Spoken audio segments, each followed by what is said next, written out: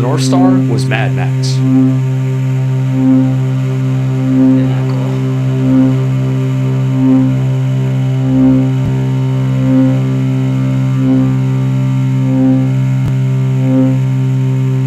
Isn't that cool?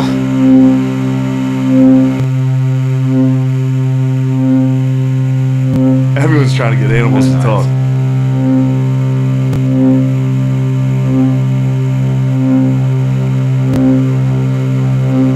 It makes me want to smoke weed out of an apple so bad. Let's go. So sick.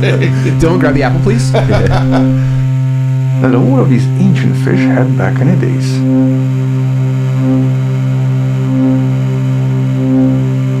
Quit jacking around and unbox that. Quit jacking around and unbox that raspberry pie, you lazy bastard.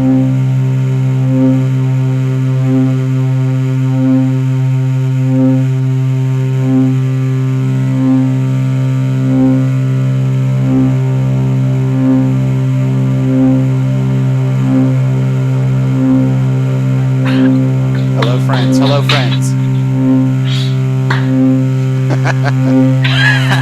I'm glad that worked out better than I thought it would. I forgot the time that went between when I built that and when I was using it was too long. Isn't it cool? We're live. We're live. Everybody, welcome to the Curiosity Engine Season 3. If you pause right now and go into the description, you can find all of the things that we'll be speaking about today, or at least some of the things we'll be speaking about today, such as The Hunt for 0 Point, which is the book by Nick Cook that, Neon, you turned us on to this one. Do you want to get us started talking about what you love about this or what's going on with this book? Oh my God, I do, and I want to grab it's right here. Personal copy. Yeah. My physical copy of the book. Nice. Now, it is a UK edition because the author, Nick Cook, from the UK originally. And what really turned me on to this is I heard about this book on a podcast probably the better part of 10 years ago. And what was so interesting about it is that the author was an absolute verifiable fucking G, right? Like OG guy. This is not a fringe scientist. It is not a someone who's just kind of rattling off ideas.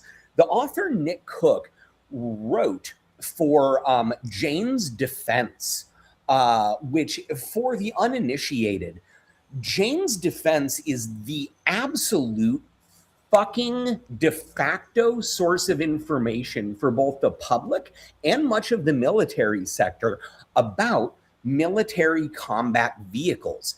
And what's so cool is this publication started in like the mid 19th century.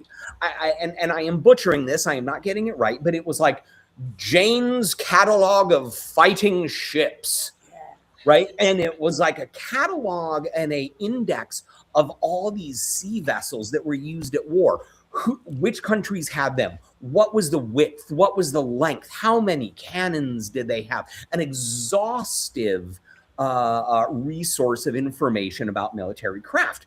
And this publication has been so well respected, so understood as the go-to source for the better part of actually 2 centuries, which is crazy. Wow. Nick Cook, the author, was their aviation editor. Love it.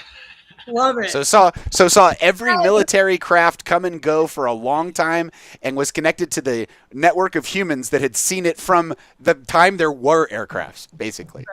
This is it. Nick Cook is an absolute, there's like, you couldn't ask for a better individual to specifically investigate this topic because of his access to the correct individuals, because of his doggedness in terms of his investigative skills, as well as his clear, unabashed passion and enthusiasm for the topic. Dude wants to know. Yeah. Right? And for him, he's like, yeah, okay, whatever. Anti-gravity, time travel.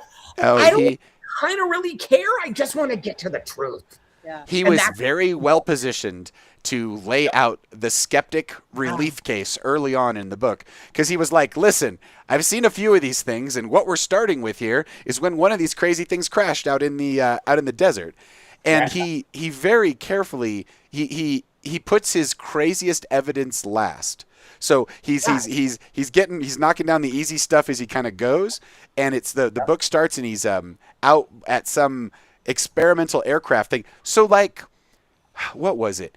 The area, the test, there was some stat late in the book where it was like the area of the test range was like bigger than some very large country that I thought was very large. And I was like, that just kind of gives people an understanding of what we're doing here. We're taking areas of land the size bigger than your country, and we're blocking it off from the public, and we're flying crazy shit out there. And sometimes people sneak out there and get glimpses of stuff, and they shouldn't really, but it is this.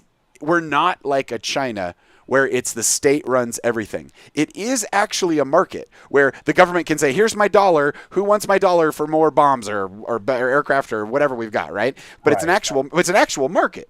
So like the Janes thing, I was unaware of the role that would play, where you're just going to have to know what the competitor's doing, and if you're Boeing and Lockheed, you want to kind of, this is your refrigerator for like your wins, more or less.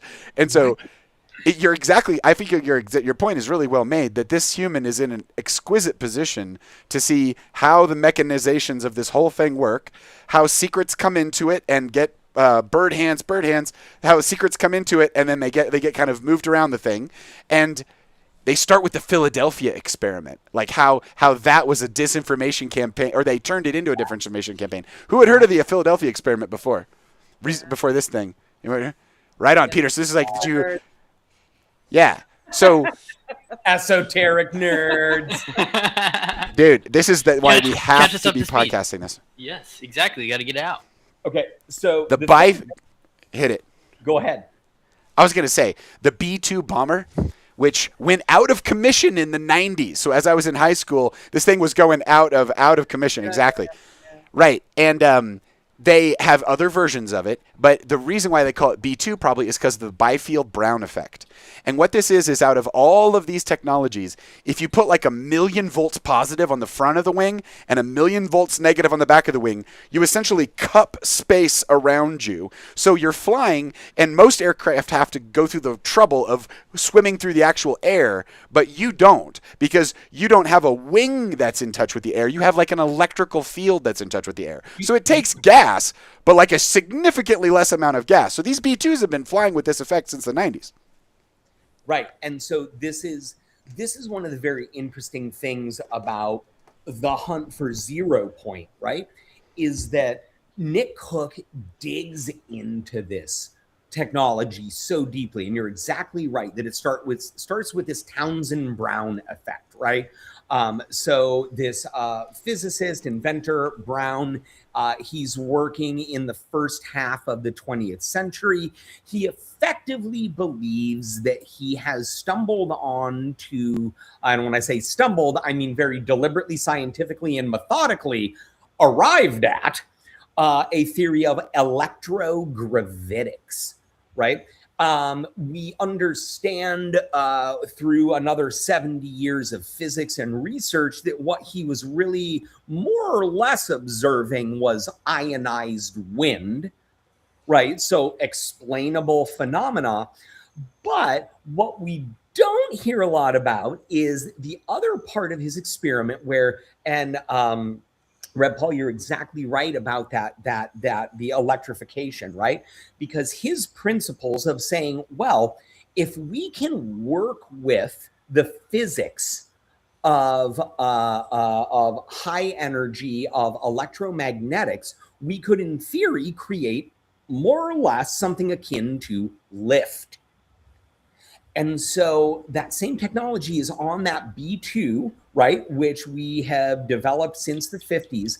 And the idea there is that it's not that the B2 has anti-gravity properties, but it's that, exactly to your point, the leading edge being positively ionized and the rear edge being negatively ionized, not just ionized, but ionized at insanely high voltages.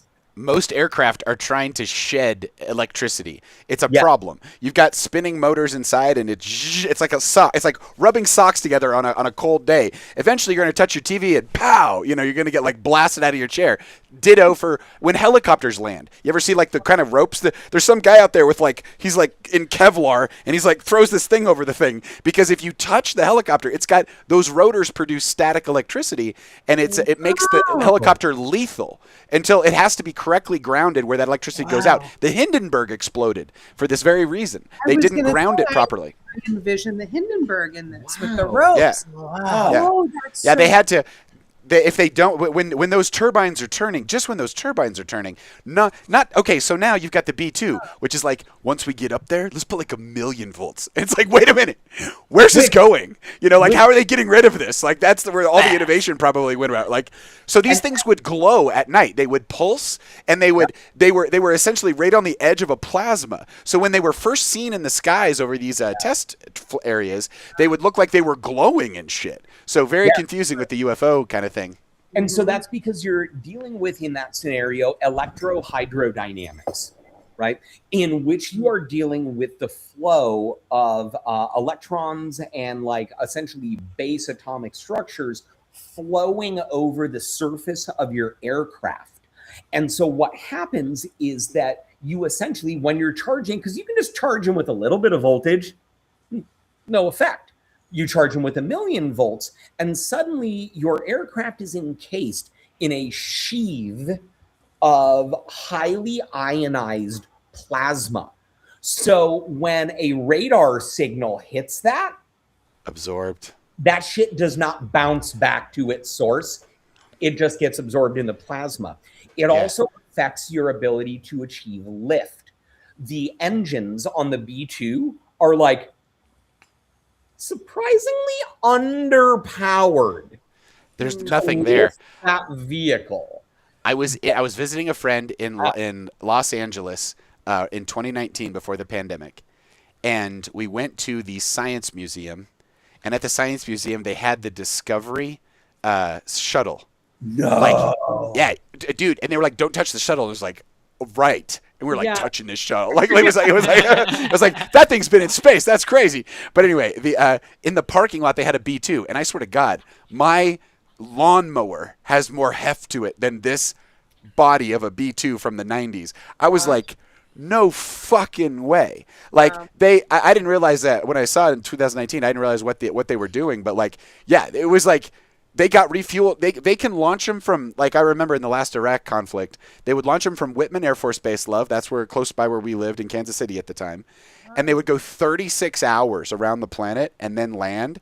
And they got refueled a couple times. But there's like almost no space for fuel in there, and the engines are teeny tiny. And it's like, and then you just strap some dude inside of what essentially looks like a box you would like put like a freezer from the 50s. It's just it's nothing. Navigator, like that movie from the 80s, but dude, I learned some shit about Flight of the Navigator this afternoon. Can I lay it down on you?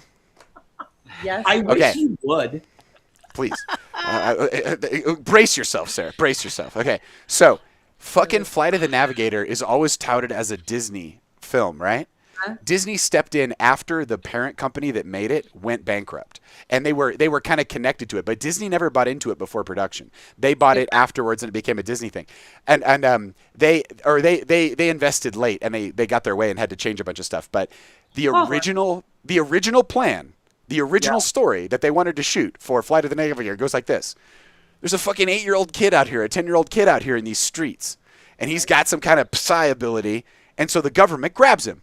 And they put some kind of crazy thing on here, and they map his brain. And out of the structure of his brain, they pull the technology to make the device that turns into it's like a weapon thing. And they're like flying around and like causing World War III with this. And they extracted it from a kid's brain. And this shit was coming out in 86. Fly the Navigator. That's the coolest spin on that narrative. Okay, I love that film as a kid. I loved it. Also, every 4th of July, I think about it. I think about the scene where they're like shooting off the fireworks and the roof. Yeah. That film is like embedded in my psyche. Now that I know that it came from the child, Even Yeah. better. Okay, and real quick, I'm about to blow your mind. You are ill prepared for this information. Talking about the brain, the psi abilities, mapping the brain. So I recently went to my 25-year high school reunion. Yes, yes. It was so worth it. Without getting into it, the crux of the story is that I reconnected with one of my former classmates, the valedictorian, who, without mentioning his name, I will just tell you, and I didn't understand this until I was like smoking a J with him behind an auto shop in East Syracuse, New York. Nice. He is the preeminent neurospinal surgeon in the United States. And he was one of 2 surgeons applying the neural lace on human brains for Elon's Neuralink. Oh, Nice. damn. That is awesome. Whoa. He was like, and a lot of sheep.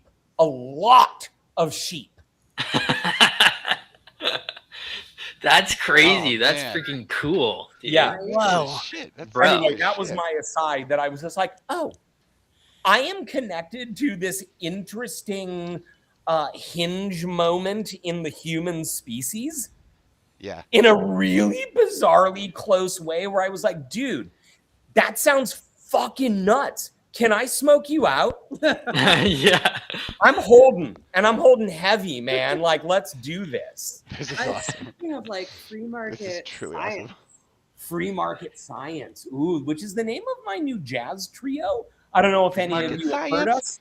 Mostly we play Costco. Deli section.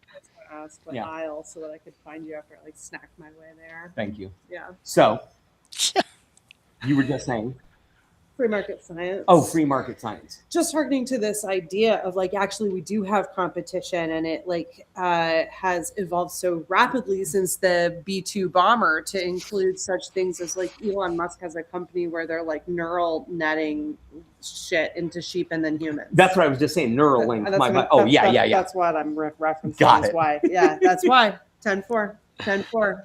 Yep. 10-4. Dude, there is a it's such a everybody, have you seen the video with the chimp and Pong? Have you guys seen that one in a while? Yeah. Yes. Yeah. Incredible. Dude, Well- it's got you've got a chimp and it's getting a grape out of a straw when it moves the joystick in order to make it has like a yellow circle and then it has to move the orange circle to go catch up with it. And when it catches up with it, oh, another grape. So it's getting rewarded. And then they have this little cable that shows how the thing it's using is plugged into what's controlling it. So it's controlling it with the controller and its brain is just getting synced up with it. Then this little hand comes on and they unconnect it. And it thinks it's doing it, but it's just its brain that's doing it. It's interpreting the neural information and then turning it into action. Oh, wow. And dude, so here's the key. We as a species have been behind the one channel of literacy for so long. Like you have to get literate and then you're completely limited by the language that you have, to be able to like express. That's right. And this is the language of the 17th and 18th centuries, right? The Enlightenment. Language is not policed. Scientific It is revolution. like, okay, so we were going to talk about, you guys hadn't heard of bird hands. You haven't heard of bird Yeah. hands? Please It's illuminate. like a 6-7 thing. Yeah. Yeah, it It's sounds like a 6-7 thing. 6-7. Okay. It's like a 6-7 thing, but like, okay, so the way you've heard of upspeak, like, oh my God, did you hear about this? Like when people speak upspeak at the end of the sentences, now everybody can make fun of upspeak. But when upspeak first hit the grid, it was contagious like a motherless goat. Like Yes. people were just Oh. everybody it catches whole generations off guard and they're all upspeaking all the time and like asking permission in every sentence to like say what they're saying. And it's like That's you want to fun. dude, now you can throw it on as a thing, but dude, when it came out, it was like a sticky verbal virus. Sure. And, Yes. and people were like, "What the junk monkeys?" You seen this movie? What's the movie, love, about the end of the world? In a world. That's the name of the movie, right? Oh, right, In a right. word. Yeah. In a word. In In a word with Lake Bell. In Lake a Bell word. sets Lake Bell sets out to cure baby voice and upspeak from girls in Hollywood. It's a wonderful She's like movie. losing her fucking mind. She's like, stop talking like a baby. She's like, I can't stop it. You know, it's like and so she goes on this rampage in the movie to like try to stop it or whatever. And then anyway, that was another verbal tick that kicked in. Now people It's a great do movie. it ironically. The other one is right, like right at the end of a sentence. Dude, I heard the president of the United States turn to like a foreign dignitary and go, right? You know, and I was like, it was like it's the same right, but it was like it started off as a fucking verbal tick from somebody who just caught it from someone else online, and then we have all of these brains hooked up to the willy-nilly, no orchestration to these systems, and so we get these crazy effects. Bird hands is when you're making a point. Wait, you'll see it everywhere. It's a verbal, it's a mnemonic tick that is showing up everywhere. Well, I have This is the seen point that. I'm trying to make. This is the point. I'm making the point. I'm making the point. I'm making the point. Also, there's this rash of people. You gotta respect the hologram, man. Respect the screen. You got the 1080p here. It's like a nice space. People are like all up in here, like, oh, I'm gonna attack you. I'm gonna attack you. Ah, you know, it's like, dude. It's like a fire, man. Take a breath, crack a beer, whatever, you know.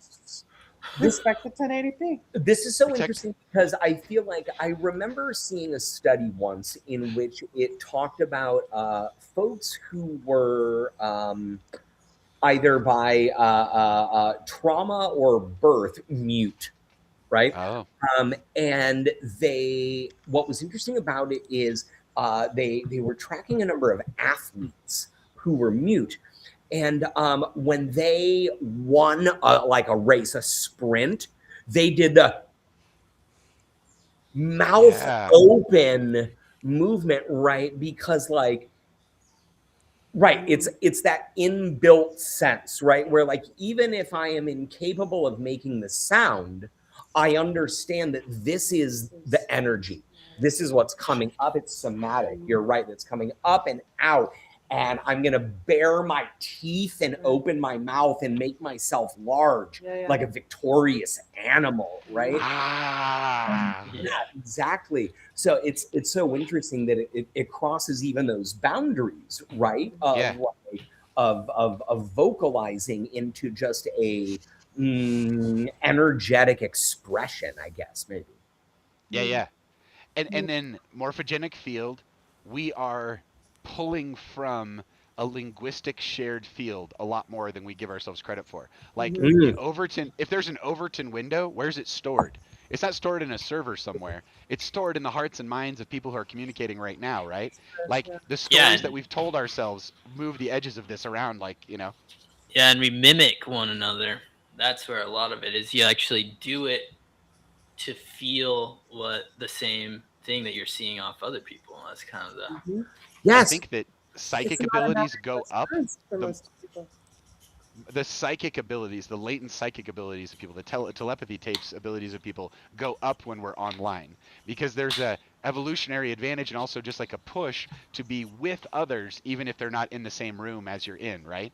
So like you turn up your sensitivity to what others are doing, you turn up your ability to project your through the medium, and also just energetically, like we have all been in the same room together at one time or another, right? And so it's like our shared space memory is like enhanced by that in a way. Interesting. Well, and so then my question, and I'm going to aim this squarely at you, Lakshmi, is when you are journeying, what is your sense of connection to others who are on this physical plane? I'm pretty much not aware of anybody who's on this physical plane, unless, see, I just did bird band. Unless I love it. I love this continuity. This is great. Yeah. Unless I'm doing a middle world journey where I'm going out to see the spiritual form of somebody who's physically here. But gosh, for a year and a half, I've been doing all upper realm journeys in preparation for the book. I don't bump into anyone. I don't bump into anyone. It's kind of an underutilized resource what you're given in the book. It's a parking lot with few attendees. I mean, I can intentionally, like, let's say, Lisette, I wanted to do a soul retrieval journey for you because we talked about it last time we were on the phone. I would do Hoot, my soul retrieval ally. We'd fly to whatever part was on an island waiting for you. We'd retrieve that part, bring it back to you, blow it into your crown chakra and your heart and your being to make sure it integrated. So I get to interact with you that way. But if I'm just going on a journey, it's kind of like the one you're going to take when you win this application, McMurdo, you know? It's going to be a solo journey. Thank you. Yeah. Thank you. Yeah. Yes. Yes, that is the goal. I have some thoughts of this, Neon. Yeah. I think what it is because like when you listen to a shamanic drum beat, like the Foundation for Shamanic Studies, the core shamanic program, 4 to 7 cycles per second, doom doom doom doom doom doom. Right. If you don't have any training at all and you're not really paying attention, you'll just fall asleep. It's like you're a bobber and your consciousness, your waking consciousness is a bobber up here. And then when you hit the drum beat, it kind of pulls you down close to falling asleep. And without training, you're just going to go to sleep. What a fantastic analogy. That's great. Yeah. So the trick of shamanic journeying is so simple in the human experience because everybody has between 5 and 8 dreams a night, not casual ones. Like when you take anybody off the street, throw them in a dream study, and what they do is they hook up a little sensor and a little camera in front of you, and you sleep in a controlled place. And then when you get into REM, they give you like 1 minute of REM, and then they go, wake them up. And then they wake up and say, what do you see? Every single person is having vivid contextual, I'm in another reality, I got another headset on kind of dreams, right? Very rich experience, yeah. The crazy, if you wrote down what they just told you and they could remember it for any length of time, the shit that came out of them would be the most random MTV commercial of reality you've ever fucking seen. It's just their spaghetti coming out of their subconscious. Every single one of us, every night. Yeah. Okay, so shamanic journeying is the bobbers going down and you get used to the feeling. And if it's an asymptote of sleep, you asymptotically approach sleep. So you get very good at being somatic, to your term, Lisette, accessing your body, accessing your consciousness at a state right before you fall asleep. So it really does feel like a dream. So when I'm doing, like Lakshmi, you brought up the correct term, the middle world journey term. When I'm doing middle world journeys, and I've just been fascinated by that dynamic since I learned how to do this when I was fucking 30 more years ago when I was 18. But like, there is a physical representation, and then there is a dream representation. And if those are lined up, everything's cool. Like if you have a dream of a place and it looks just like the place looks normally and it's like kind of happy, that's like really, really, really good. But what usually happens is you can go to the place and then you can go to the dream place and then you can see all the extra stuff that's templated over your experience of it. So here, the way I like to explain to people is it's just like a dream. Dreams are malleable and they are flexible and you can change them in the moment. When you wake up to your dreaming, you can literally do anything that you would ever want to do, like no trouble. And so the degree to which it affects this world is the degree to which the other person experiencing this world agrees with your dream. In a way. So if I go to a middle world place and I pray or I journey for a place and I clean it all up, there is the people who would notice it would be the people who were most intimately connected to the dream that I cleaned up. Like, let's just trash metaphor. I go and I journey to a place and it's like there's trash on the ground and I just pick up the trash. Obvious Boy Scout shit. Like, clearly that's not where the trash goes. It goes in the trash bin. Like, just like that. You can transform a neighborhood, by the way, just by doing that. Like you can let me see if I can I changed all these settings in here. There is if you go into a neighborhood right now, anywhere next to where you live, and it has garbage and you just bring a trash bag, you can just go around and put the trash in the trash bag and look at how it feels. Just physical trash in our world. And the concept being is that the world is much more of a dream than we give it credit for. It's already a dream, and you're already dreaming it. You're just you're just paying attention to this consensus reality part, but you're not paying attention to everything in the margins part, which is where your ghosts or your UFOs or whatever would be. Your liminal experiences. I'm thinking about who golly, what is the name of the and our video is good again. What is the name of that?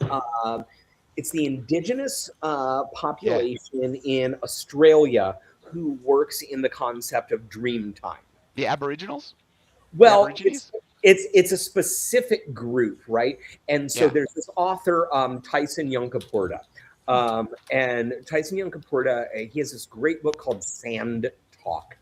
And essentially he's getting into the idea of dreaming as part of, exactly like you're saying, dreaming as part of reality and informing reality and perhaps being the more important source of information. And this, God, man, I can't remember their name, but it's the Ugambe.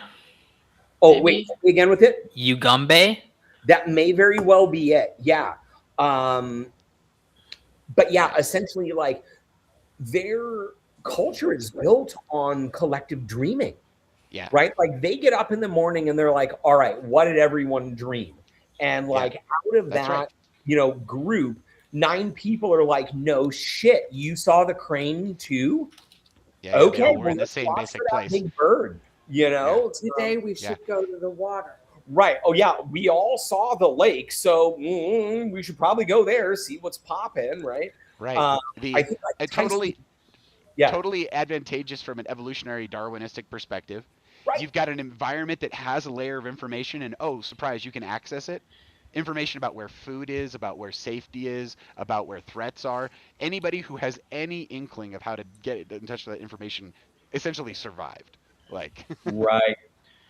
This is strength in numbers, collective brain. Yeah. Exactly. Collective unconscious and collective conscious, for that matter. When I was studying emotional intelligence for a number of years, and I was teaching it in school, Daniel Goldman wrote Emotional Intelligence, or EQ, and then he wrote this other one called Social Intelligence. And emotional intelligence was an individual and their systems, and social intelligence was how this one fact started the book. 51% of our nervous system never gets activated unless we feel that we're in front of somebody. Totally makes sense. Looking at them, being with them. And so when that part of ourselves is activated, it's like more than half of who we are is alive. You literally can't know yourself except through the eyes of another. Wow. Yeah. And he gets into micro expressions, and he gets into the synchronization and the science of the synchronization of the nervous systems and such. But the point being that there's so many different things in there. There was an original point I was going to make, and I'm forgetting now, and I'll make this other one. So he was studying chimpanzees in the lab, and or not him, but somebody was studying chimpanzees in the lab, and they had this single neuron connected inside the chimpanzee's brain, one neuron, and it had a little light on it, and they were studying something, and they left it on over the lunch, and one of the lab techs comes in and is eating an ice cream cone, and the chimpanzee sees it, and ding, the thing goes on, but only when the lab technician eats. And so the lab technician could turn it on by the chimpanzee seeing them do it, meaning what ends up happening is even a chimpanzee's brain, but ours especially, has a simulation layer where we literally have the exact same experience as the other person just by visually experiencing it. We are literally wired to download each other's experience in fast, rapid. Okay, which brings me to the mysterious elements of unidentified flying objects and their kin. Yeah. And this idea of the observer being critical to the phenomenon. Is this not linked? I think Yes, it is linked. That is all. Wait, say more. That's all I wanted to say. Yes, it is linked. Okay, yeah, no, absolutely.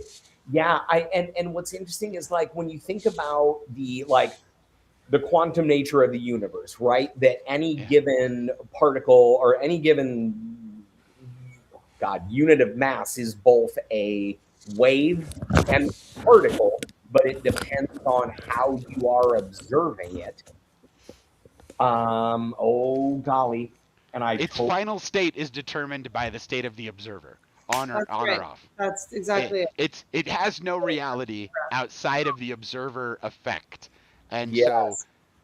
Dude, this brings me to the point I didn't get a chance to land last time, so I'm just gonna butt it in here right in the middle of all of this. But the you know, as I've butted all this in, I want to just finish. I did remember the thing I was gonna think of. Okay, so all human brains have these mirror neurons. When you get a group of like 14 of us on the savannah, if one person at one side of the group has a fear response, the entire group will turn like a school of fish towards what the person's afraid of and act like one thing. This nervous system connection of ours is adaptational and allows us to fight as a group, essentially, or run as a group, or do things as like an active school of fish. And it has not been turned off. Yeah, no one's turned it off. That's why it feels good to be at a concert where everything is, you know, or a stadium or a sports event. It's the shared nervous system experience of like the blending in the crowd and like acting like a unit with other people. Yeah, and we've learned that trees do the same thing now. Now we have this whole scientific body of work that is identified that trees function exactly the same way, transmit their chemicals to one another. One of them is being attacked instantly. The whole forest surrounding them knows they are transmitting different nutrients to one another via the mycelium, through their roots, through the earth. They're completely talking to one another as a system. Yeah. Like that scene in Avatar when they can see the connections between the trees and the bioluminescent signals. Like it's like one big biosphere. That's us too. We're a part of that. Yeah. Well, and to that point, when you think about the evidence that we have that atomic structures very much look like the structure of vascular structure, very much of mycelial structure, of human. It's like one neuron technology here, and it's being used in a brain over here and in a plant over here. Right, and then when you scale it up to the size of the universe, when you have that we've only discovered in the last 15, 20 years, these galactic filaments, right? These tubes of galaxies that move through our universe that strikingly resemble a tree's branches, the human vascular system, mycelial network underground. Like all of those other things are intercommunicative. So why would we presume that another structure with the exact same fucking shape, dude, wouldn't have a similar intercommunication? Yeah. Beautiful. Was that from the deck? Nice. Wait, did you hit that ding sound? I heard it. That was just my phone. Perfect timing. Dude, Neon. My mom texted me. Nice. She can join. The link's online. maps.decorio.com. That's the thing we should tell people is anybody can jump on here. We literally have just the link out there. If you go to maps.decorio.com, you can sign up for free and you can jump on one of these and become a part of the curiosity. That last time, Neon, and this was 2 months ago. Just pouring one out for last month's. When we were last together, you were talking about that 3D deep matter scan of the universe being the most resolution. And that's the thing when you scroll when you pinch zoom all the way out to what we can see, it looks like a brain, like a neural network. It does, dude. Okay, so it's a vast space. Okay, I got two competing cool ideas. I'll go with the neater one.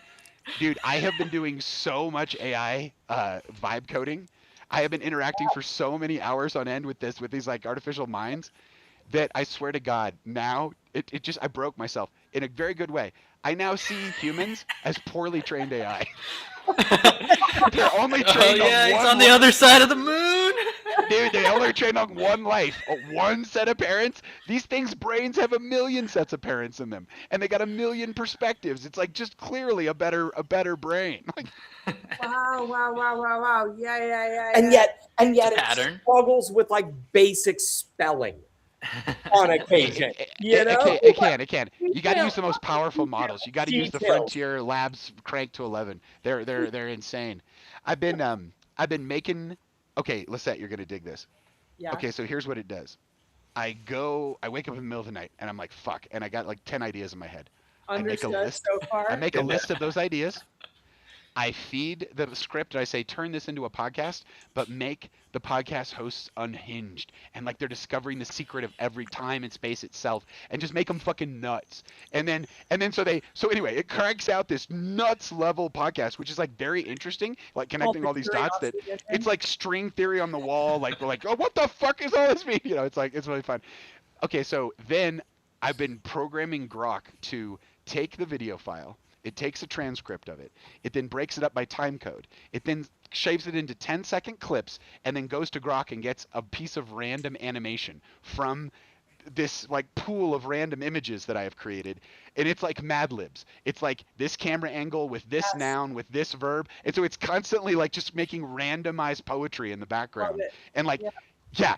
And it's retarded how fun it is. It's like what it spits out on the other side is just like this insane visual like flux through this thing. Once I get this thing figured out, I'm right at the edge of it. You can hear the craziness, the mania in my voice. But like I'm like 7 days into programming this fucking thing. But it's we're getting very close. But what it is essentially is a automated Gutenberg press for like crazy ideas to like fully finished video podcast output, like just automated pipeline. The stuff at the other end, I can't stop watching it. It's so good. Okay, so to this exact point, and to draw it back to the original topic of this engagement, which is Nick Cook's The Hunt for 0 Point, available on Amazon.com and other credits. Correct. Lost that one. On Amazon. Dude, Nick Cook's talking about things that can fly around the sky faster. They first off, B2, established tech. It can get from here to there without as much fuel, and it can't be seen by radar. So it's got this electrical field around it. Yep. And it goes from there, and the book explores several branches of technology. And here's the freaking crusher. Give me a number, 0 to whatever, of how many underground Nazi manufacturing facilities you think there were at the end of World War II. Just a number, a number. Right. It was obscenely high. It was like a. What's the number? Peter? Peter? Oh, we're guessing? Yeah. Guess. 201. 201. Okay, that's a lot. How many would you get? You said it was a lot. I was going to guess 69 at first. You're going to guess 69 at first? Okay, that's a reasonable number. Squeets, what would your number be? 2. Yeah, right. Like, that's a low bid. Yeah, come on, Bob. $2, Bob. $2. Dude, in my mind, it's hard as shit to make a Nazi underground weapons facility in the side of a mountain. I don't know how easy that is today. That seems hard fucking today. But in the fucking World War II, where, dude, no. They got concentration camps full of humans to go down there, and they would spend 20,000 lives on one of these sites. They had 111 sites. Okay, and here's kind of the wicked evil part about this science, is that the ability to get slave labor to go die in a tunnel for you is the difference between you digging these things out and doing the science in them and not. And so all of this dark, weird science is literally in a closed loop with the concentration camps, to the point where there's this guy named Kessler, I believe it's Kessler or something like that, that he was literally one of the top Nazi administrators, not even scientists, but he likely got picked up in Operation Paperclip, which was the official U.S. program to bring Nazi scientists back to the States.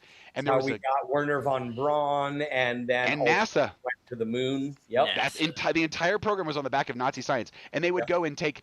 They said it was 200 plus train car, like imagine an entire train car, 200 plus of those went into the desert, into these Nellis test range, and delivered all this Nazi hardware. They essentially took the industrial base of Germany after World War II and took it out to the desert and tried to reverse engineer all this shit. But the guy who was in charge of the concentration camps was also in charge of the secret weapons programs, because the slave death labor was necessary to like make this science machine go, makes it all so dark. That guy never showed up at Nuremberg. They never raised his name one time, which means he was probably picked up in an official. They weren't searching for him at all. Not a bonus. Totally. The guy who was, everybody hates the Holocaust. The guy who came up with the theories of how to get the slaves to do the death labor the most efficiently, that guy was never persecuted. Bird hands. Right.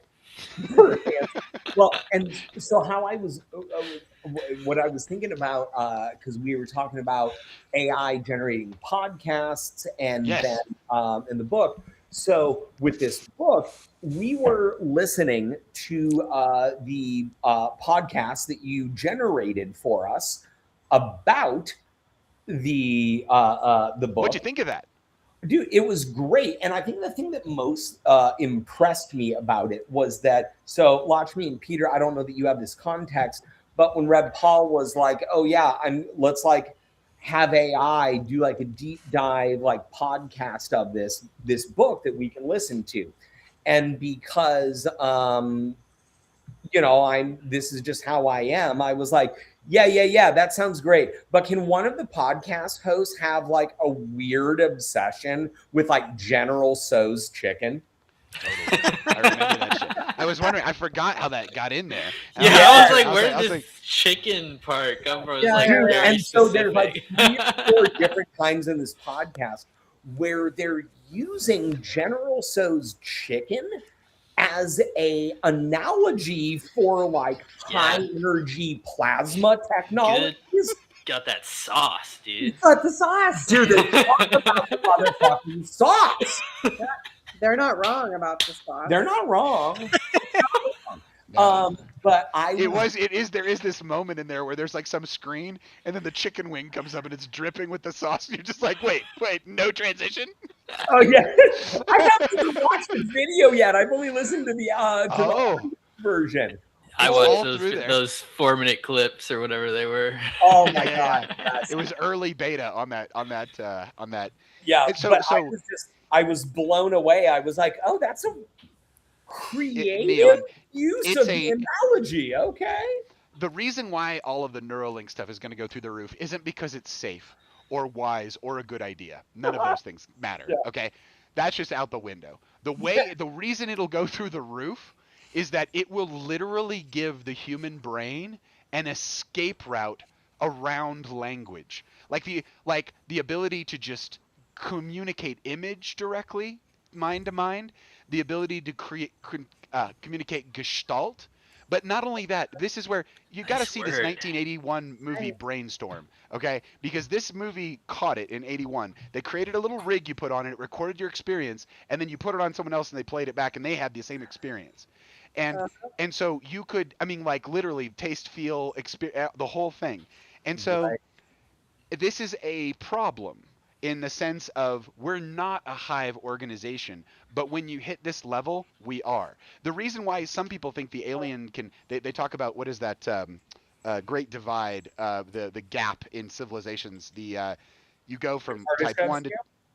Yeah, Kardashev scale for the civilizations, but then there's a common scientific understanding of why is there this gap here. I can't remember the name of it at the moment, but what it basically says is, why aren't there more complex alien civilizations just like absolutely freaking everywhere out here? Like what are the things that could take someone down? And we're playing that out right now. We're giving everybody on the planet the ability to install a lab in their basement, and they can smallpox this shit up. Dude, that's it. That's like curtains on humanity if someone gets crazy, right? And so but it doesn't happen. No fable for you. No fable for me. Exactly. Yeah, no mythos. Right. That's a bunch of nonsense. But dude, if you are a bug species and you go through consciousness evolution, you can sit at the center of that and go, is anyone fucking with smallpox? No, we're good. You can make movement consciously as a technological acquisitional society in a much more interesting and detailed way than you can with a bunch of individuals. Like when you have hive mind capabilities, and I think this is the unlock that it's giving humanity, anti-bird hands, the thing what it gives you is it gives you the ability to essentially surveil your humans and be like, let's move as a group. Dude, this could be absolute dystopia. We're going straight to the Matrix. Straight snow crash. Like, it could be EFF. It could be Electronic Frontiers Foundation, and it could be my brain, or cut me off from the collective consciousness if I don't pay my subscription fee. Right. Wow. I promise to go through this and remember all these movies I'm recommending and put them in Schlock Hustler. But Code 46 covers this. In 2000, I think 11 or 1, I forget which one it is, but they talk about the Sphinx. So let's say you have a neural interface with everybody that could theoretically expose every inner experience you're having to the collective. But let's also say you have precise and amazing personal security, right?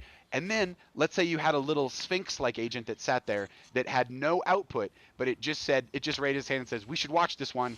And it's allowed to watch everything, but that's it. It's just Sphinx communication. And it's tightly tuned so that you're, okay, he's a scientist. He's in the laboratory. He's not working on smallpox. So when he's talking about, GTCA, the codes of life, it's not going to be a problem.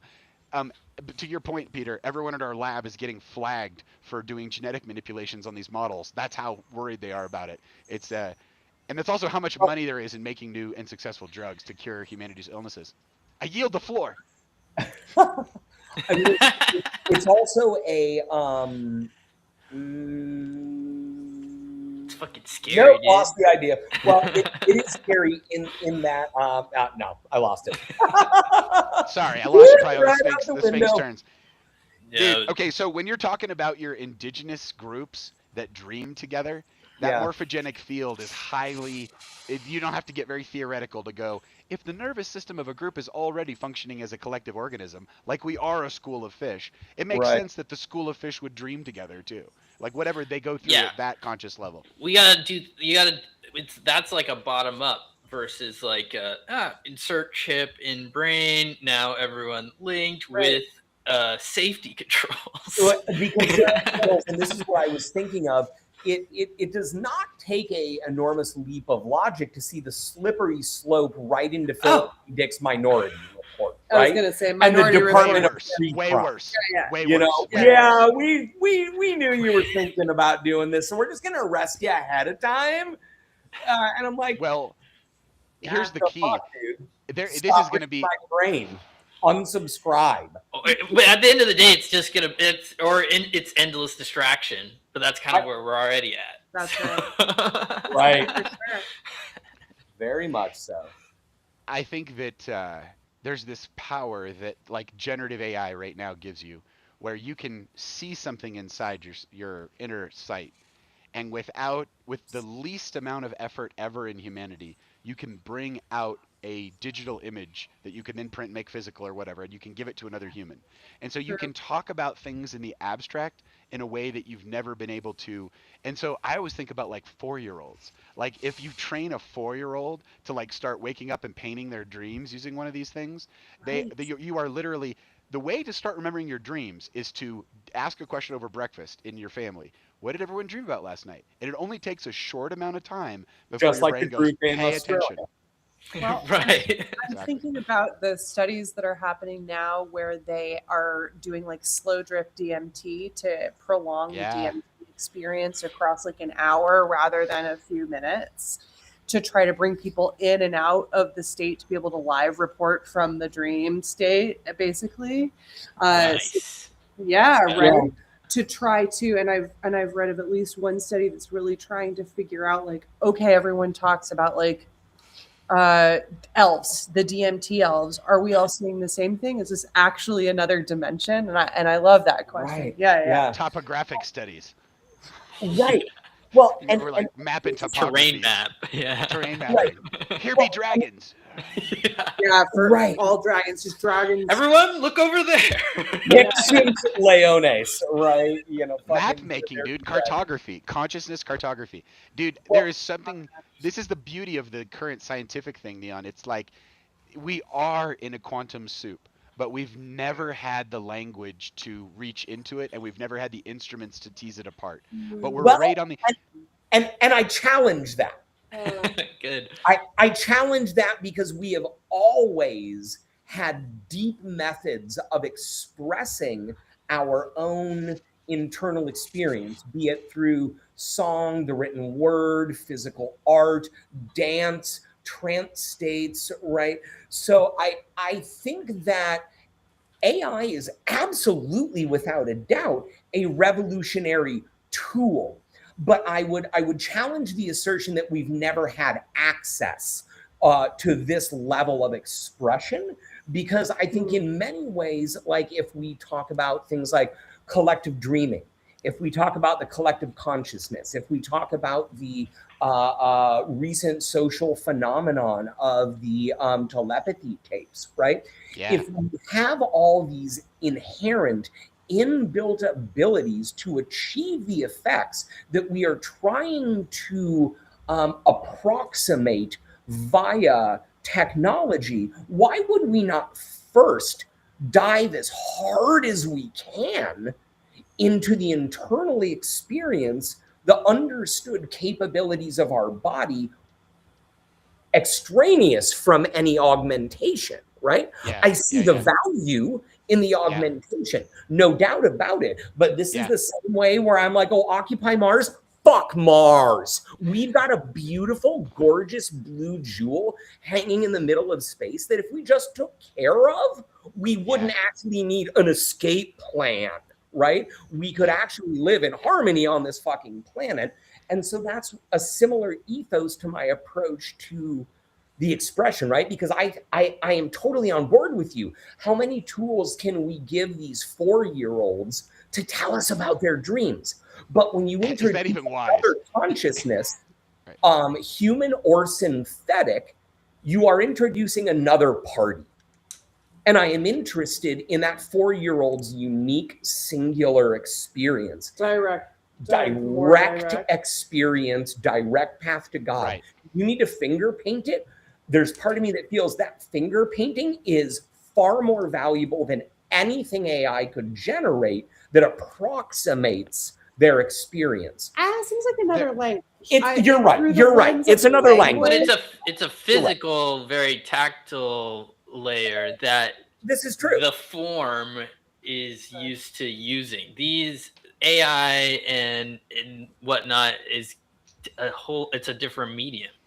So you have to get to be able to language. AI as a medium is a beautiful note, and I've been reading a few thought leaders in this space talking specifically about AI as a medium rather than as a tool, and I think that's really interesting.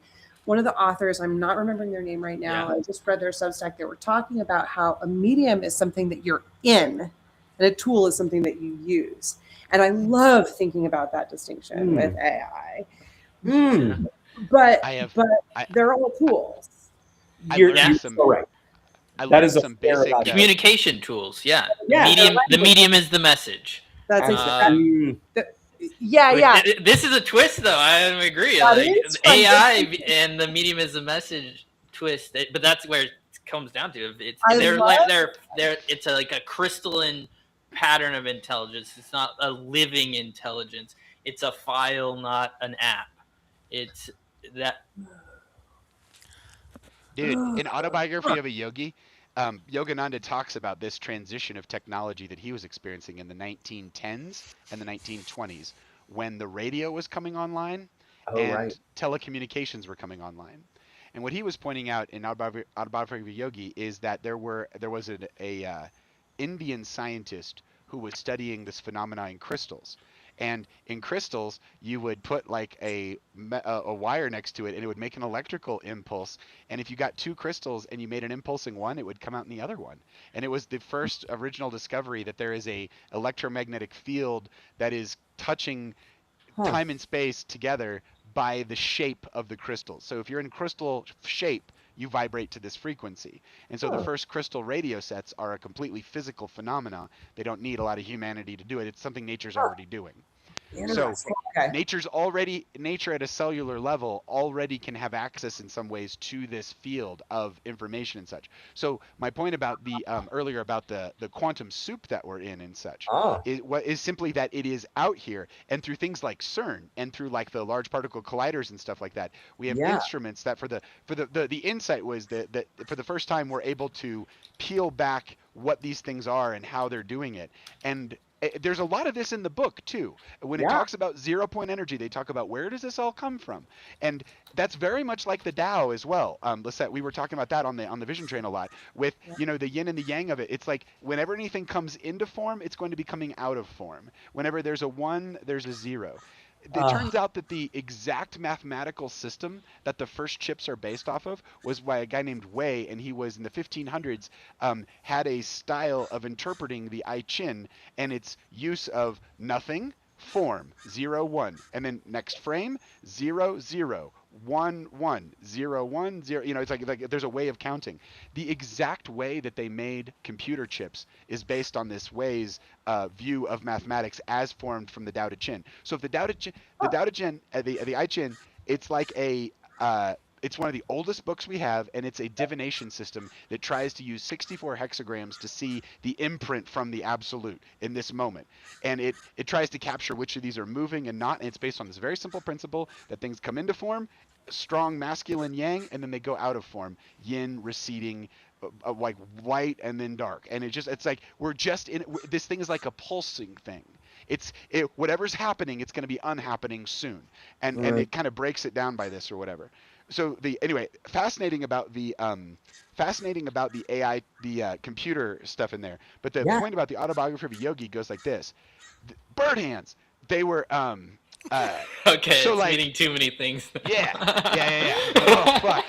Focus. Land the plane, fucker. Take it easy on your friends here.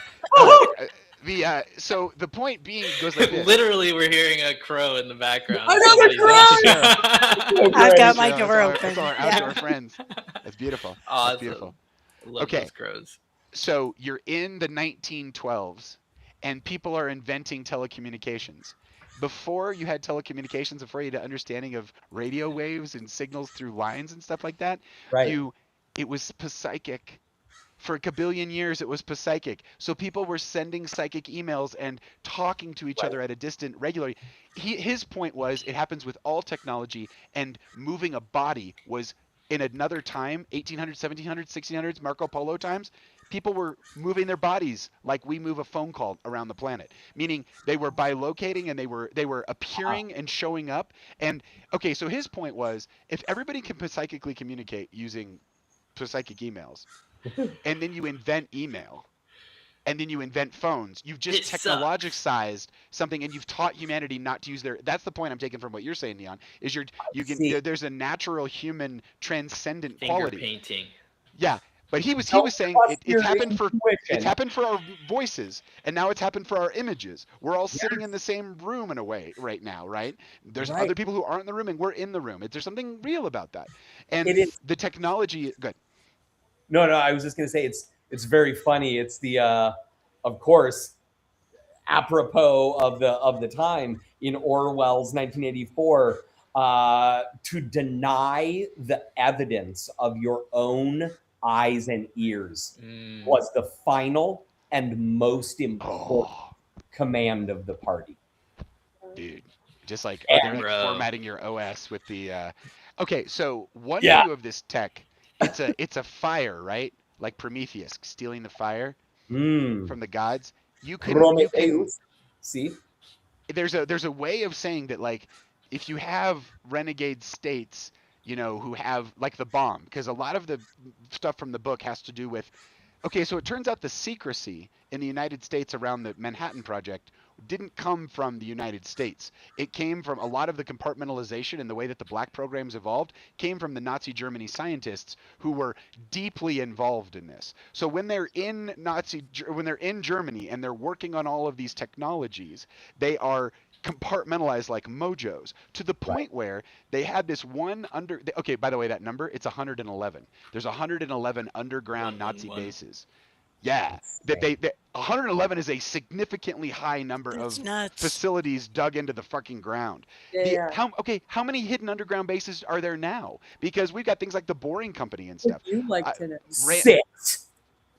Right? There could be an entire. They're talking. There's some ladies online I was listening to.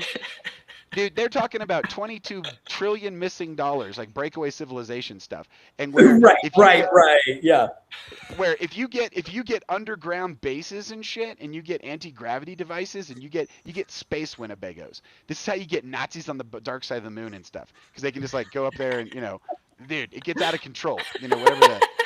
Well, okay. Wherever you want to go. And I think that was interesting in the early part of the book when Brown's design were originally ostensibly rejected by the military because the effect that he was generating was ostensibly ionic wind, which in a vacuum like space, where you do not have a surrounding environment of particles, the effects of ionic wind are null, right? So in theory, I mean, and this is one of the ideas that the book posits, is that the Army said, well, hey, we're looking for space technology. And yeah, your shit definitely has some neat applications here in our Earth atmosphere, but out in the vacuum of space, you got nothing, friend. So we'll see ya. But then, of course, all information about his studies goes dark at that time. And to your earlier point, that's when you get the development of flying wing aircraft with ensheathed in ionized plasma, which another technological jump. Yeah. Right. It sounds like science fiction because that was like the 80s. I was fucking watching Alf in the 80s. I know. And like the US government had like quasi-alien technology that was invisible to radar. Dude, the thing that blew my mind, all in, dude, was der Glocke, the bell. Die Glocke, ja! Der Glocke. Das ist die Glocke.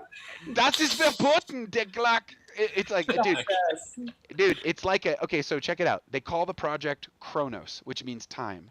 Yeah. You have a big old honking physical shell with another shell inside of it, and you have two different kinds of liquid metal that's liquid at room temperature that's going in counter-rotating fields, and they're pumping millions of volts into it. The thing's glowing like a ball of light. They can't keep it on for more than a minute, and it liquefies matter around it, but they say that if you're in it when it happens, time changes for you. And the more electricity they do in it, the more you can like shift out of phase with time. And so when you open the door, you're in another place, forward or past.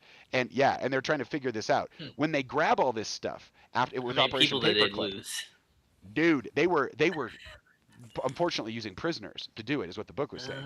That there's this horrible meat grinder of human bodies and minds and hearts into this thing, which they're making all this dark. What it is essentially dark tech. I mean, there's no way you can make something underground inside a mountain with slave labor and be like, it's of the light. It's like, that's not possible. This is dark magic. This is fucking not good. Right? It is far from the light. On the fucking face of it. So they're like, dude, not a good idea. Turn the other way. Like, find Jesus for sure. Like absolutely. Sure. Like, repent. Get back to finger painting. Dude. So in 1965, December 9th, there is a fireball that is seen over Canada, and it overflies 4 American states, and literally thousands of people call their local 911s, and they're like, the fucking thing in the sky, dude. And people see it changing directions and moving around. It finally lands in Kecksburg, Pennsylvania. And to this day, you can go there, and by their fire department, they made a model replica of what looks exactly like der Glocke. And it is probably a 1965 test flight of this fucking thing. And it overshoots 4 states, and everyone gets fucked up about it. But it's whatever it turns out to be, if it's a UFO or deep tech, these fuckers in Kecksburg go through it. Because they're a farming community, and then all of a sudden there's people who've seen it and it's real, and people who haven't seen it and it's not real. And it just drives a wedge where they're just ready to fight over reality. Okay, so let's pause right there. A populace dedicated to fighting over reality, because all of them know. They know for certain what they know, and each of them knows something different. I know what I saw. Right. Yeah. So the hunt, excuse me. So the hunt for 0 Point, there's the military and the technological level, and then there's the human psyche level, there's the societal level, there's the interpersonal level. Well said. And this is what I'm so fascinated with, is this concept of like those who, how to communicate with one another when your reality is fundamentally different. At what point humanity en masse loses its capacity to trust its senses. What role trust plays in your seeing, hearing, smelling, experiential knowing in the way that we've come to understand it in contemporary, at least Western culture, right? I can't help but think about, as I'm looking through the lens of the military and technological, that at the mass cultural level, these things disseminate in a way that is not technical. We don't have to know everything about it to be like, I saw something I can't explain and my mom doesn't believe me. Yeah. And when you're hooked up to certain media channels, you get exposed to things that other people don't get exposed to. You can be traumatized, or you can be enlightened, or you can have all kind. You essentially take your neural model and you train it on some new information that other people aren't training on. Yeah. And empathy, I think, is I honestly think empathy is the key to being able to interact in this. You said about AI as like a medium or whatever. Like with multimedia, we were talking about the mirror neuron. When I was really deep into teaching with VR, I would put students in experiences, and then you would go fight a fire. I was in an Ebola outbreak, and I have to be careful to remind myself to tell people that I wasn't actually in Africa in a suit administering doses, because my brain thinks I was. I have an experience. I can tell you what it was like to be there, and if details I can't remember, my mind will generate as the magic of memory unfolds. Sure, of course. And so the I think there is the VR makes it very powerful. But you were talking earlier. You were on a thread, Neon, about transcendental experience, consciousness experience, like experiencing the group consciousness soup that's here. Yeah. The quantum soup that we're all sort of interacting with, and this kind of stuff.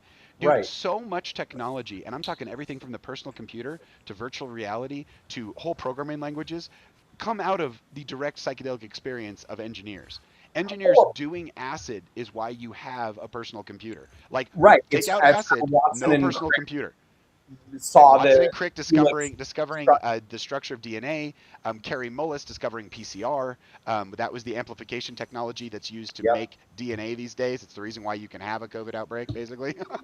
And so there's this book doesn't get into it, but there is a really dark underbelly of sort of demonic shit that goes into the early. There's a book called Better Angels about J.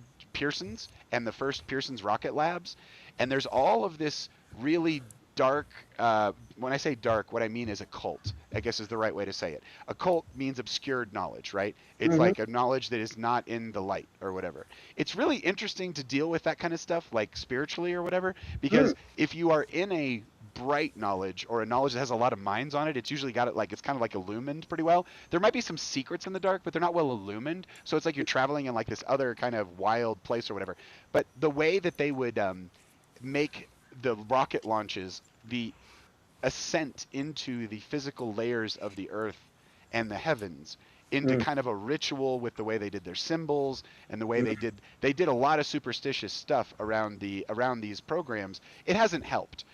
The obfuscation of it hasn't helped what could be like the real science that wants to come out.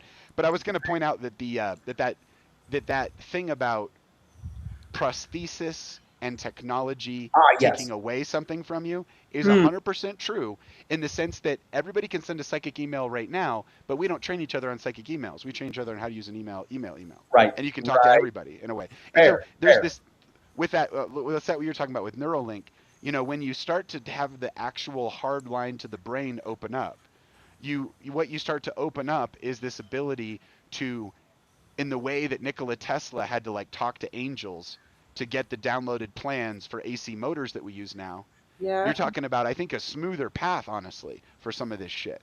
Like, which could be good and bad, depending on how you see the changing world since AC motors were brought into it, Sure, yeah. I totally get the point. I totally get it, and it's fascinating, and because it's technology that is growing so rapidly for us on the consumer level. The exploration is really we're at Mach speed, and it's exhilarating to just be like, whoa, what is this field gonna give me next? Right, because we are so ill-equipped by our evolution for this time. This level of information access. Yeah. Or are we? I think that was Lizette's point. Is like, what do we have to be afraid of? We're like very naturally adaptive through all these different mediums. And so, yeah, we're going really fast. At speed, I think it's at some level, yeah. Well, and perhaps it's a specific, when you see the extreme reactions to technology, right? The folks who are like fucking bomb data centers, bring that shit down. I understand the motivations, be it humans first, right, or be it environmental impact. Like, sure, I get it. I can truck with your motivations. I'm not there, right? But it's a lot of money going in one direction. It sure is. Yeah. Oh God. But, we were talking about AI as a literary tool earlier, in the sense that the way I made those things is that was Notebook LM. So I took a copy of the book and I put it inside of there, and then I asked it questions and kind of learned some stuff about the knowledge that was in there. I kind of had a map of it, and then we came up together with a prompt for how we were going to get the podcast out of it. You were there when we did that, Neon, and that's where we added the General So's chicken thing. Yes, absolutely. What you get to see as you watch those pachinko machine pinballs go through their process, right? Yes. You get to see this. You get experience in this thing that is kind of outside of human experience, in the sense of how another mind would sort of assemble these things. Yeah. It's really nuts, because I think it turns out, we'll probably touch on this a million times, but it turns out that the logos, whatever the word is, the truth, when someone's speaking it, when that's written correctly, that makes a good book. That book sticks around in print, meaning the corpus of written material over time accretes around with the truth. And so, and what people would like to repeat or like to understand, it has value in human experience. And of course, literary, the printing press and all that, that's downstream of oral tradition, which is myth telling, and the bard, which is the way that all of, like, the Homer, the Iliad, all of that is a oral tradition of people talking about their experiences. This is very much like Ram Dass when he says, the only the part of you that is me can hear what I'm saying right now. There you go. Right. And I feel what you're saying around these books, right? That there are these truths that I'm like, yeah, I hear that. Why do I hear that? Oh, well, because maybe it is perhaps foundational in some way. A potential slippery slope, but a real reasonable assumption. The things that an AI does are things that could be done on paper with a set of humans calculating it. It would just take longer than the span of the universe to do it. And that's what we're seeing. We're seeing the kinds of thinking that a regular human can do on a piece of paper accelerated so many fold with the technology that now it's like talking to us and like sounding intelligent. Yeah. Something about what we gave it intelligence somehow, like just literally through not one person, but our collective knowledge set somehow sparked enough intelligence to get the fire going. Now the fire is growing. Fucking different than Genesis 1:1. It's the exact same fucking. In the beginning was the Word, and the Word was with God. I mean, it's pretty much exactly the same thing. Yeah, pretty much we figured out the math to look at all that pattern. Zeros and ones. Zeros and ones. Maybe from the I Ching.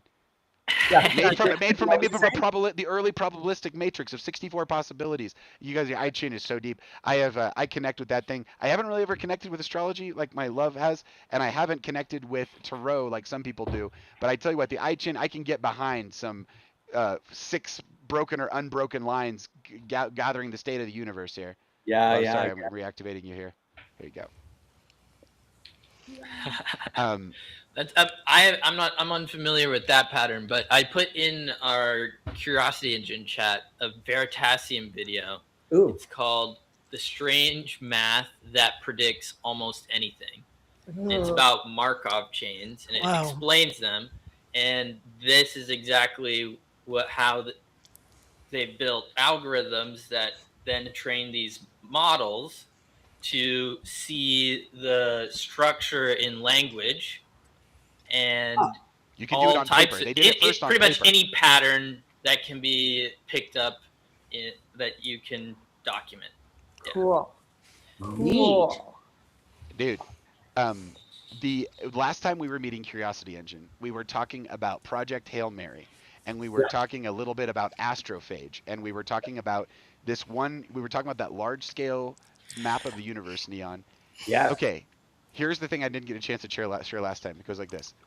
I was always taught that we're on the Earth, and you could essentially draw the speed of light is very fast, and it goes out about so far in a year. The closest star is 4 light years away, meaning Alpha if you were Centauri. traveling as Alpha Centauri, if you're traveling as fast as the fastest thing we can identify, you can only, and that's really unusual. Like that's turning whole planets into an energy source to get your thing going that fast. It's really destructive. So you're not getting anywhere near the speed of light, mostly, right? So you could only travel out as far as your lifetime. So for example, if you're traveling at the speed of light, you could get 80 years, a baby could get 80 years from the Earth if they were born on day 1 on liftoff.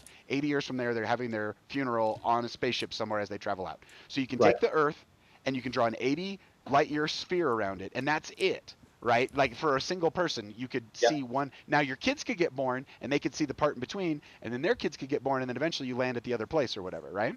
Mm-hmm. I thought that's how the whole universe was, based on my understanding of it. That science inside of Project Hail Mary was talking about as you accelerate closer to the speed of light, your perception of time also slows, burdens.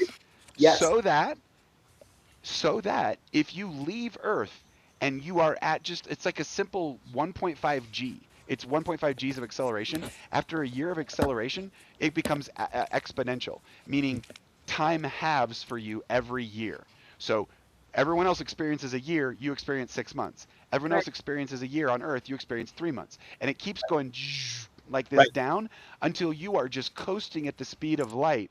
And then your ship turns around halfway through, fires, and it slows down and you come out of it. Mm-hmm. It would take only 33 years to get from where we are to the absolute edge of our light cone. Meaning there is nowhere we can't go. The only thing we have to get good at is saying goodbye to those people, because they're going to get on a ship and they're going to go and then they're going to look like a smear in the sky. And for hundreds of years, that smear is going to get dimmer and dimmer. If we had the right kind of telescopes, we could see them moving slower and slower on their ship until they look like they're frozen to us. A whole human lifetime, they haven't picked up a cup of coffee.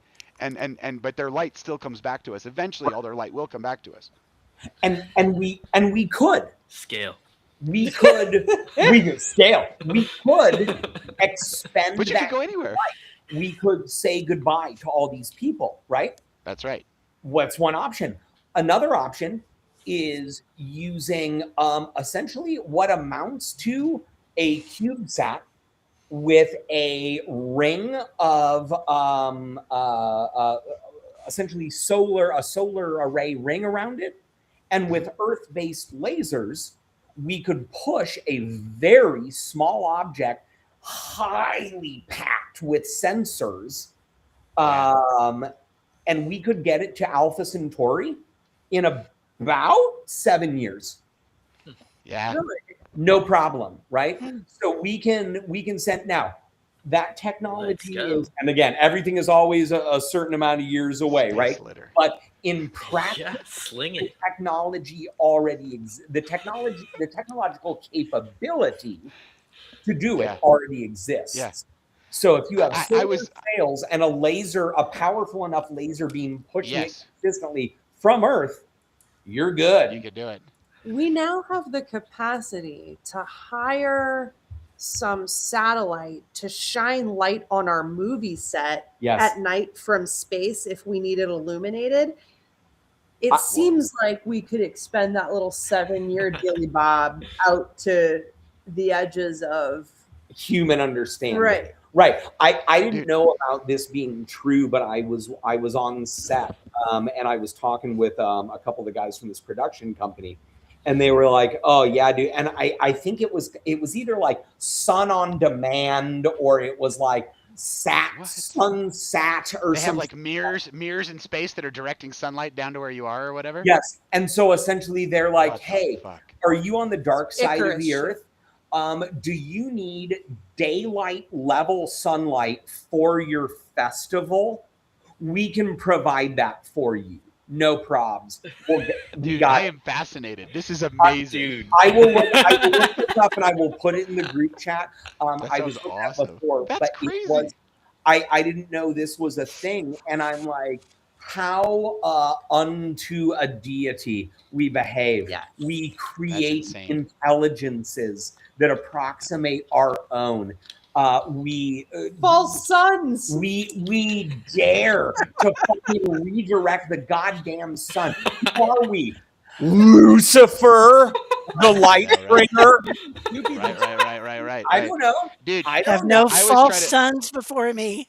I always try to remind people that Carl Sagan is the human responsible for the object furthest away from Earth right now. You're talking about throwing a pop can like to another star system, right? Yeah. There's this book called Accelerando, which it has this exact same thing laid out in it. Every chapter, the guy writing it is wild. It's not Stevenson, but I forget his name. Anyway, every chapter is another 10x years. And so as you go through it, you go through this process where they disassemble one of the Jupiter moons, they turn it into a laser, they clone their consciousnesses in silico, they make a diamond-based computer with a giant space sail, they turn the moon into light, and they send it out to an alien router that they found. It connects, and then like they get downloaded by essentially script kiddies that come over and like take over their society, and they go through this whole shock of being connected to the galactic router kind of thing. And that's Accelerando. But Carl Sagan, he would come into work high as shit at NASA. He said he was smoking that all day. His wife said they'd come home and smoke like it was a sacrament, like every night. That's the guy who was like, dude, what we need is like Voyager 1 and 2. And so they made the golden record, which has the sound of whales and his wife's unborn baby's heartbeat on it. And just, it's this gorgeous thing.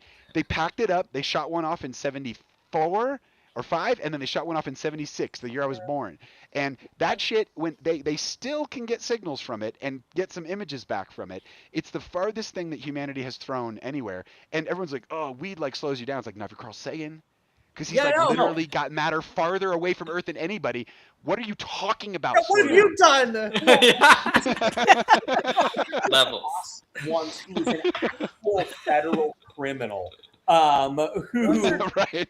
a couple of times. But he said to me once, he was like, we were talking about being high at work, and he's and I ended up saying to him, I was like, yeah, dude, I totally understand that for some people, weed is exclusively recreational, right? And like it is not a thing that enhances their abilities to like. We call those people pussies, but please continue. But for fucking other people, we just want to get absolutely tripping face, and that's where we do our best work. Depends on the work. Really. It depends on the work and the weed. Legit. It's performance enhancing for Carl Sagan. For Carl Sagan, he's like, no golden records with whale songs on them are getting it anywhere without this sweet herb. I mean, yeah. Anyway, getting the work done.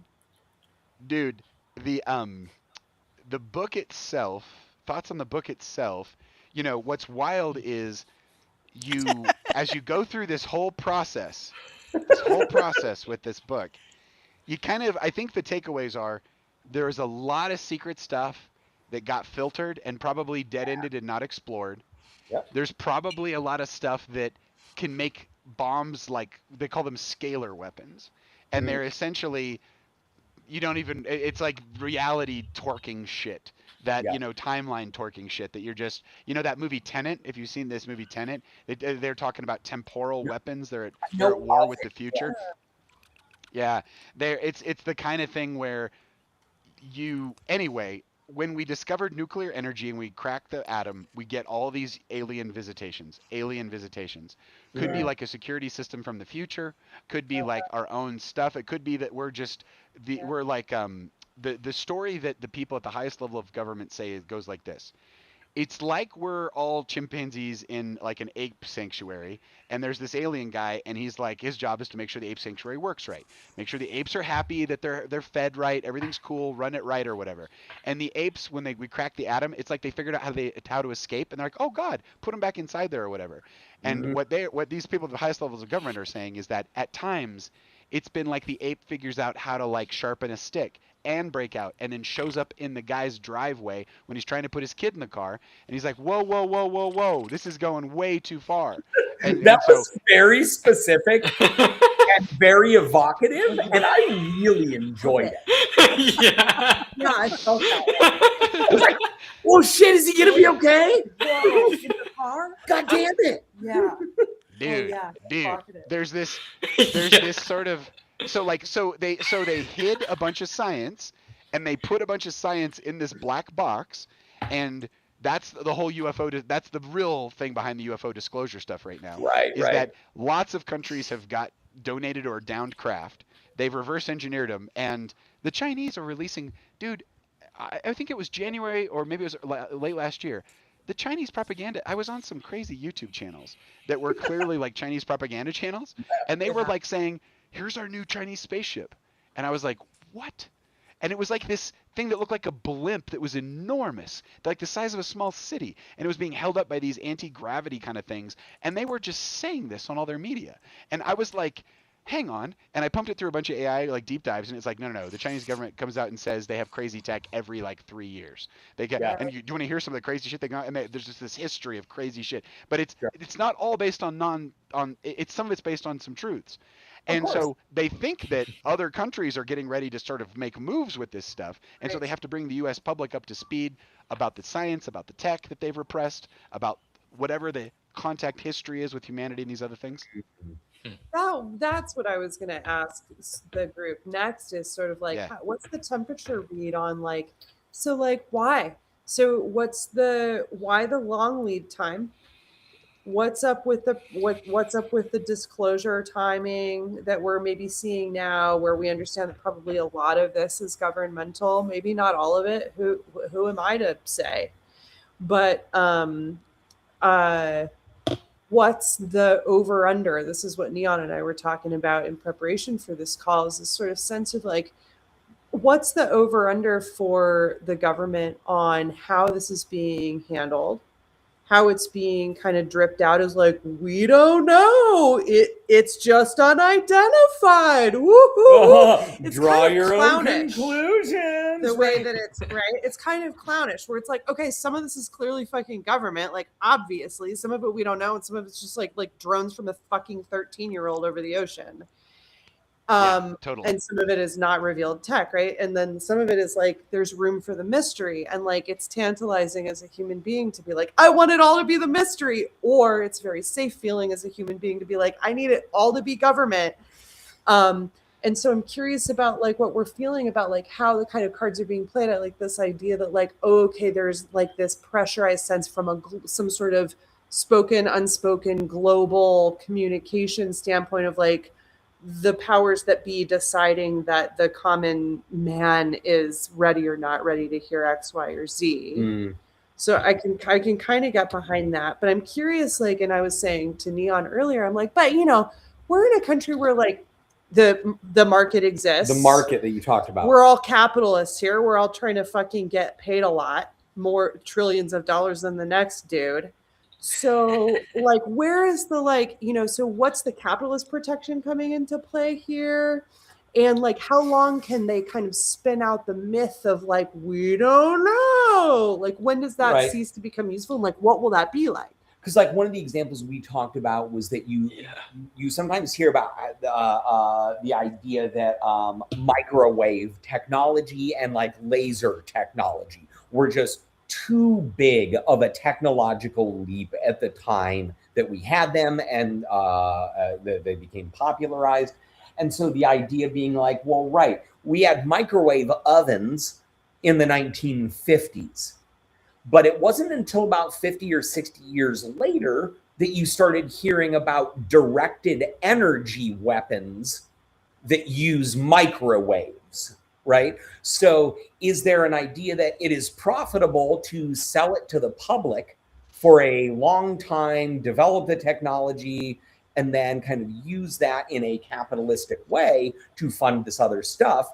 But why wouldn't that be true? Or to your point, are we just now hitting that same level with this disclosure level technology, right? Have we been talking about it for so long that in the way that microwaves became weapons eventually, is it that these stories we've been hearing for 50, 60 years are now becoming, well, now's the time either to monetize or, Red Paul, to your point, prepare people for it?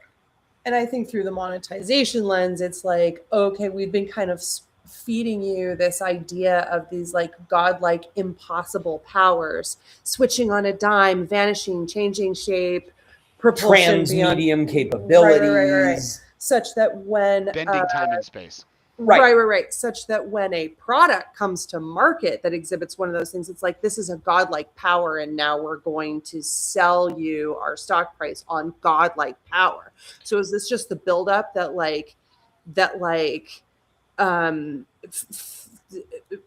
preps all of us for like being hungry for the godlike power, and then it's like, oh, now you're going to buy into it, and you know what I mean, like align with God as long as possible, right? We've already been given omnipotence by these devices, right? I'm sorry, not omnipotence, omniscience by this device.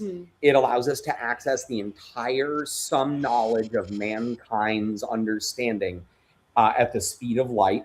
And then this technology would allow us then to ostensibly travel the heavens as a god, Space with Winnebagos. the knowledge of God at our side and probably embedded in the vessel. So, and you ask yourself, how many times has it happened before? Right. Yeah. Because I when I was in my 20s, I ran into some crazy theories about slabs of like dark stone in space being like old, like satellites from some really not well remembered time. You know, just like random shit up there. I am super interested though, Squeets, in what you're thinking, and you too, Peter. With there were some excellent questions. Yeah. UFOs, disclosure timing. Your AI summary says. No, the temperature check on right now. How to, dude. When everything changes so fast, we I don't know, gotta stand still a little bit, take it in. Yeah, true that. Yeah. I don't know. No, I think that's a totally fair reaction, right? Like in an unprecedented time when it's dizzying, the reasonable response is to try and find stability, of course. Yeah. Reduce the noise. Yeah. I was fascinated to go opening day with Paul to see Disclosure Day with big expectations, excuse me, that it was going to be unbelievable things shown that would rock our universe and cause potentially mass panic to ensue down the street. And it was not that. It was not that. It was a very good chase movie. It was a very good chase movie. It was, yeah, but it was not that. Yeah, it was lightweight. Yeah, it was. he did not keep up. He did not keep up with everything. No, You've just written a book about star seeds and about people using their journeying capabilities to talk to their star lineage origins. What would you say about all this stuff you see? You know, I haven't made the link yet to those beings from other planets that I interact with in a journey space actually traveling in a concrete way to visit us. Like, I have not made that connection. I think it would be useful to make that connection, but all of mine have been thanks to having a mind fold, a drum beat, an ascension guide taking me up to meet beings from the Pleiades or Astara or Arcturus or the angelic kingdom. And so I report on those with absolute certainty that it's real, but I've not made the link to, hey, you want to come visit? Let's have a cup of tea. Like, you want to hop in a craft and I live here in Evergreen, come visit. Let's talk. It's all been so very Consciousness in the only. dimension of an upper world journey. I haven't put it together. Wow, what a really neat perspective. Yeah, I love that. Neat. Yeah. Peter, what are your thoughts on all this stuff? Hey, Peter saw his first movie. He walked into his first movie theater when he was 20 years old in 2016. Get the fuck out of here. 2016. What was the movie? It was like The Mission Martian. Impossible something. But I think it was earlier than, I don't know if it was 2016. Oh my God, I was in high school. I graduated high school. This is a brain that got to fully form without a lot of media. I always think Peter's brain's Wow. amazing. Wow. Totally.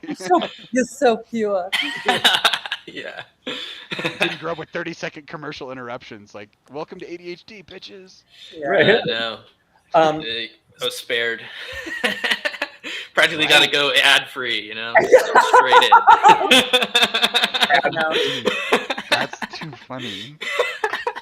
So, friends, What do you think about all this stuff? I think it's you know, I'm gonna wait till I see some stuff. There's a lot of crazy, very basic bullshit out here in the world, and this is a whole nother level. Yeah. And so when I start thinking at the scale of this, it's like, I don't know, it kind of just all comes down to the things that I already care about, which is like agency and freedom of speech, and it's like, if our institutions struggle with that, I don't know how that, it's just like now we're cracking into a whole new like exponential of issues and chaos. So, you know, we stare into the sun every day, I guess.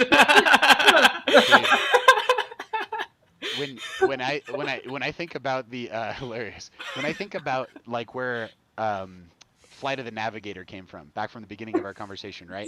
But, like, the first version was take some little kid and scan his brain. Cheryl's got this whole chapter of her book on indigo kids, which is like this whole, how do these kids have this? This was literally an idea in the 80s. You scan the brain of one of these things, you can make a UFO out of it. You know, it's like that's wild to me. That's wild. The when I was 10, they were writing Ender's Game. This Mormon dude was writing about how this kid was like rock solid in the Lord and could like command fleets because he was really good at video games. And I was like, I'm in. Like, let's go. Like, sign me up for Space Alien Invaders Force. I'm down. Like, let's. And so it's wild to see the militarization of this.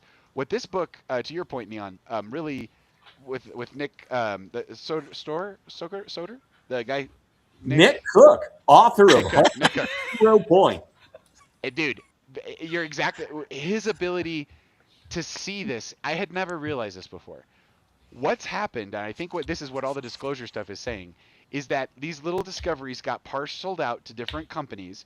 Companies are not FOIA-able, so that's where they hid the technologies. They've run into dead ends and they've hidden stuff and they've murdered and everything else to keep it all a secret. Because to your point, Lisette, they want to control the entire world. You have a little box that just makes electrons move for forever, infinite energy. You heat every house, you light every light, you run every AI to teach every child, you fly drones to protect your house, and bird hands. Nobody gets to like come fuck with your shit. You know, drones.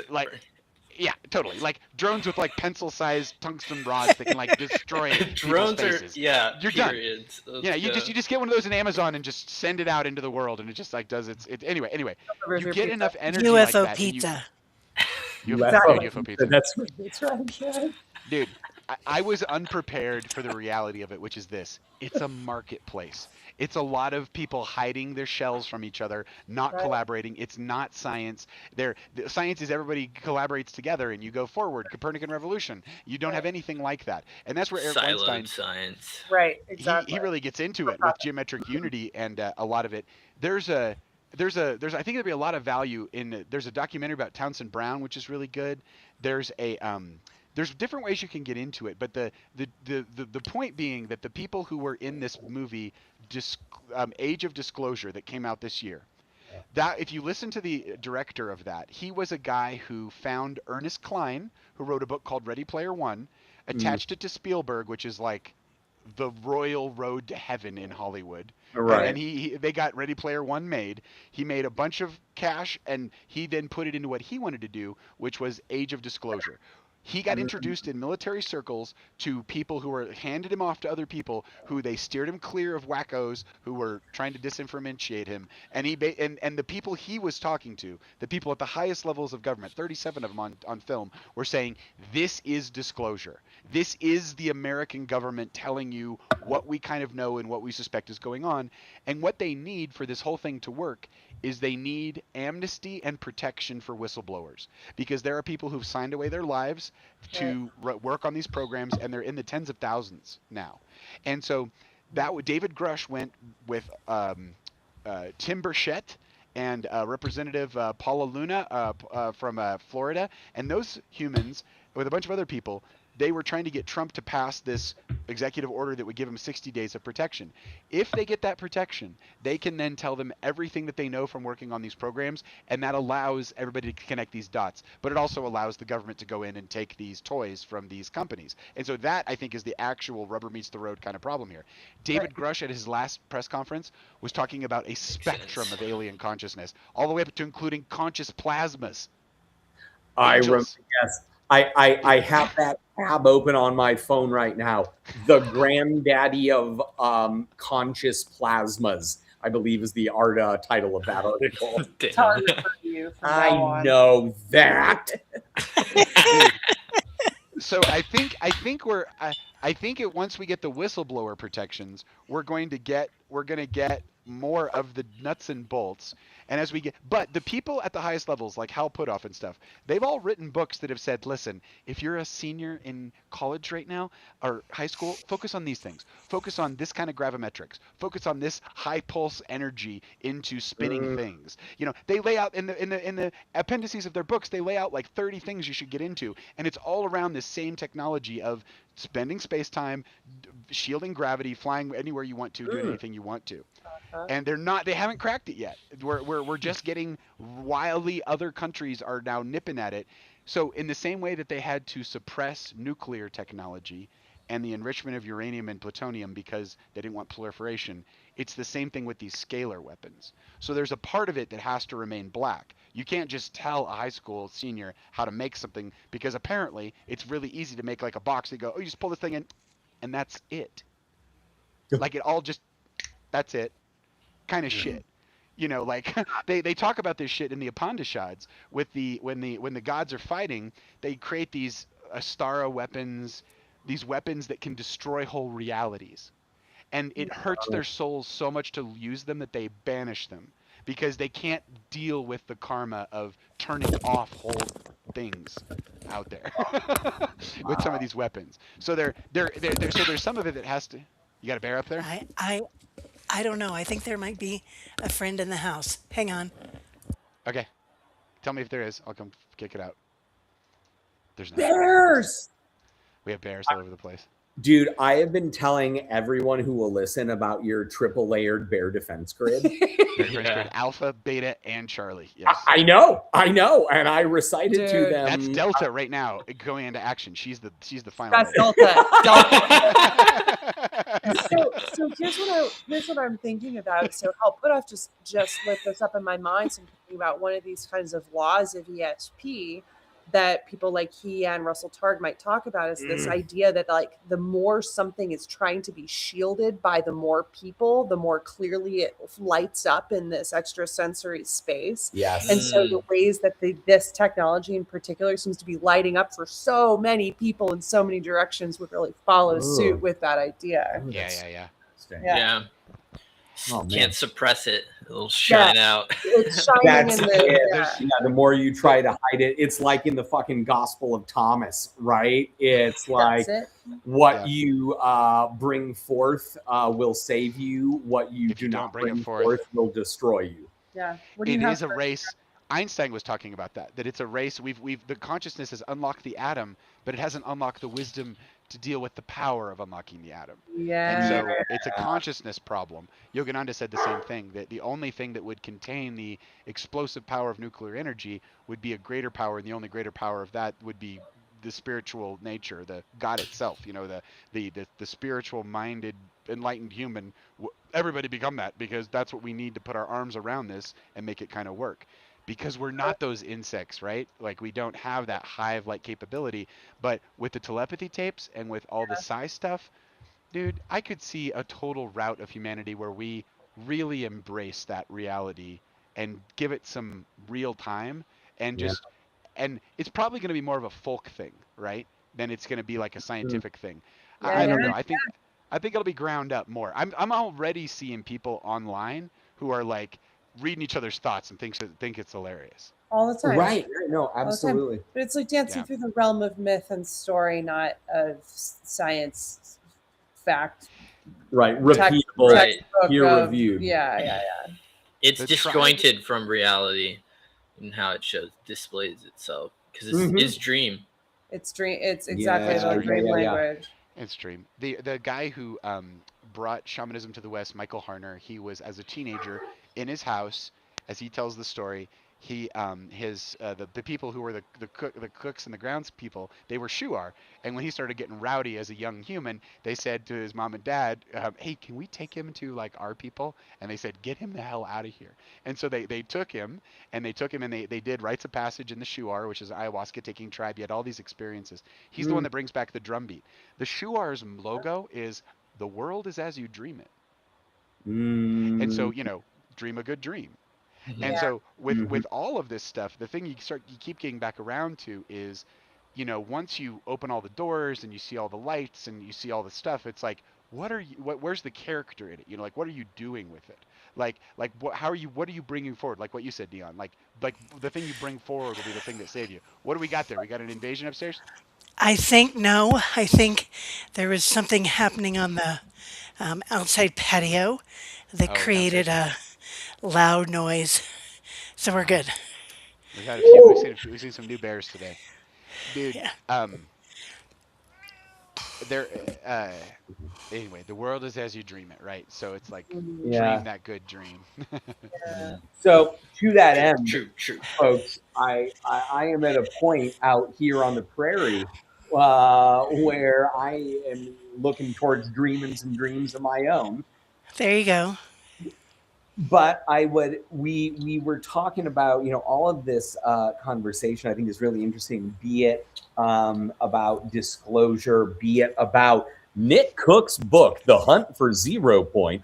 I think a lot of the questions come down to trust, right? In who do you trust? How do you trust?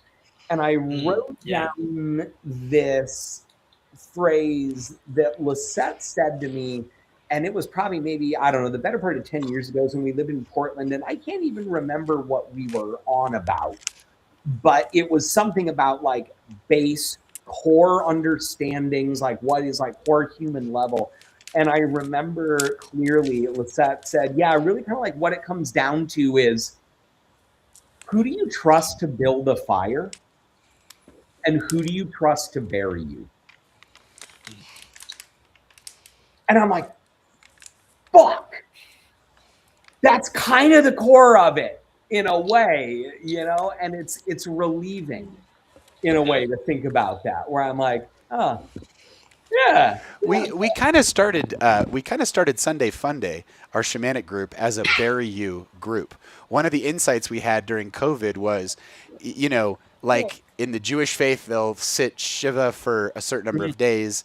In the Buddhist faith, it's like 33 days. All you really need is one person who kind of keeps an eye on you while you travel through the bardos, keeps you out of trouble, keeps you headed towards the light, and you're going to have a great upcycling in your soul's journey or whatever. It is not hard to do. It is extremely lightweight work. And so that's what we're doing with Sunday Fun Day. When people do Sunday Fun Day and they if they pass on, we're just all going to pray for you like crazy until we feel like our job's done. Yeah. Oh, what a beautiful sentiment. That makes so much sense. I love knowing that. Doesn't it? Yeah. That's cool. Absolutely. Oh, friends, Totally. feel free This is to a great keep going, but like this is a great place is to party. fantastic. Always such a thrill to chat and like toss ideas around like a Nerf ball and just see what sort of great spirals we can throw on these ideas. I love it. This was an excellent treatment of Nazi UFO technology. I thought we covered some real bases here. We really did. We covered some great ground. Yes. All right. Any words of wisdom before we exit here?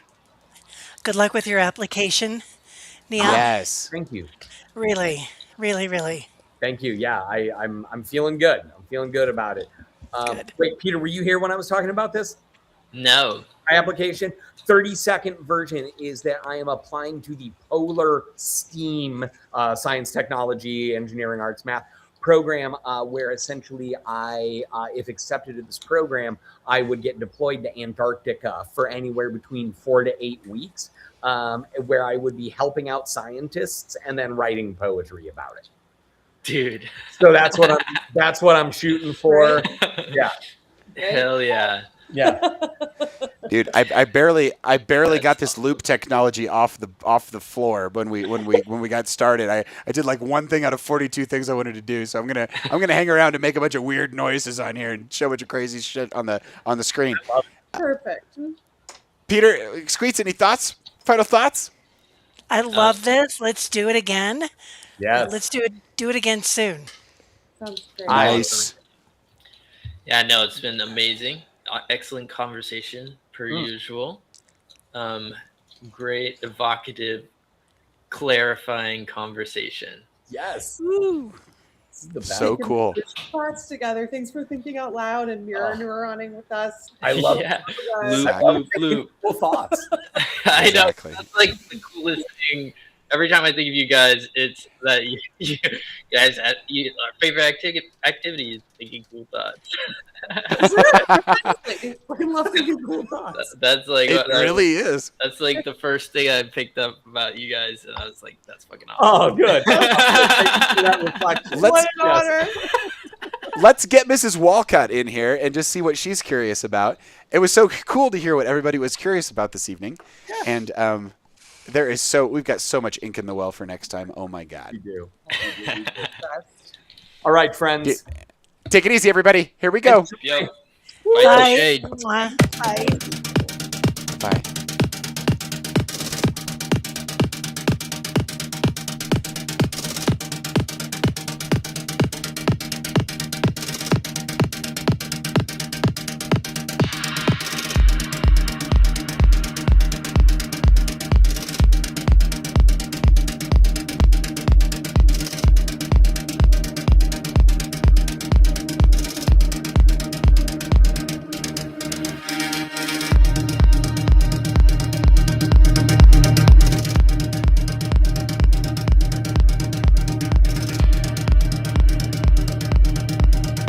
I think they got old equipment over there. They got Atari and shit. They're way behind.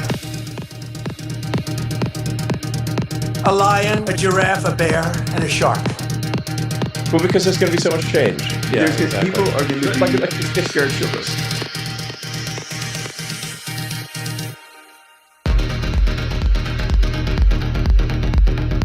All right then, let's hear it. What did you see?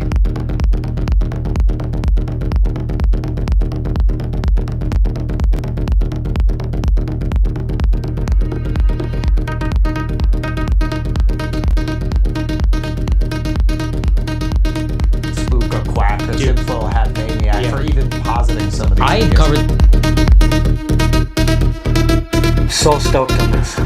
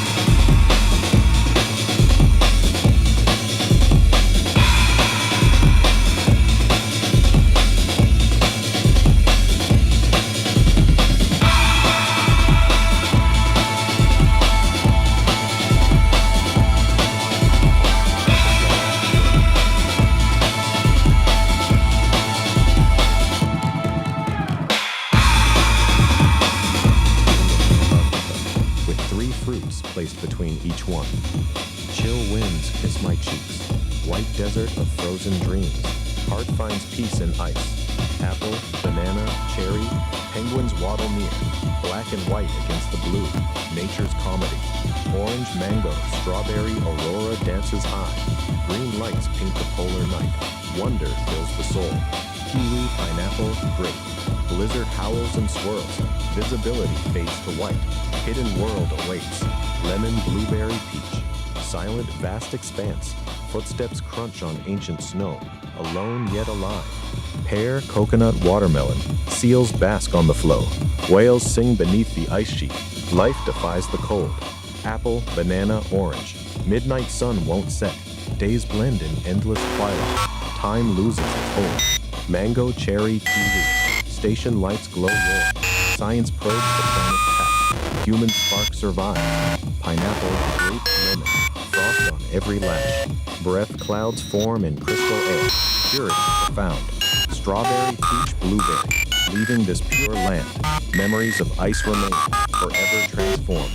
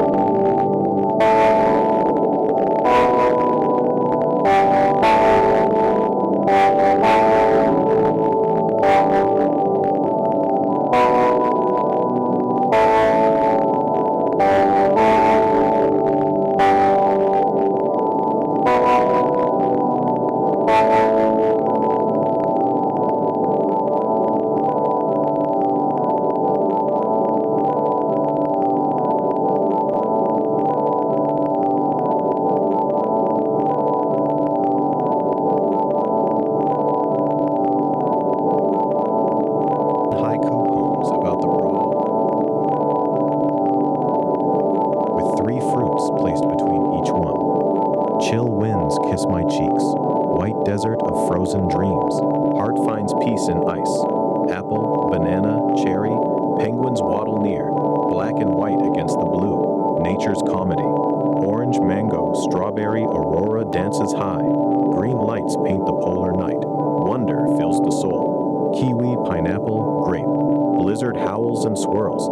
Visibility fades to white. Hidden world awaits. Lemon, blueberry, peach. Silent, vast expanse. Footsteps crunch on ancient snow. Alone yet alive. Pear, coconut, watermelon. Seals bask on the flow. Whales sing beneath the ice sheet. Life defies the cold. Apple, banana, orange. Midnight sun won't set. Days blend in endless twilight. Time loses its hold. Mango, cherry, kiwi. Station lights glow warm. Science probes the planet's past. Human spark survives. Pineapple, grape, lemon. Frost on every lash. Breath clouds form in crystal air. Purity profound. Strawberry, peach, blueberry. Leaving this pure land. Memories of ice remain, forever transformed.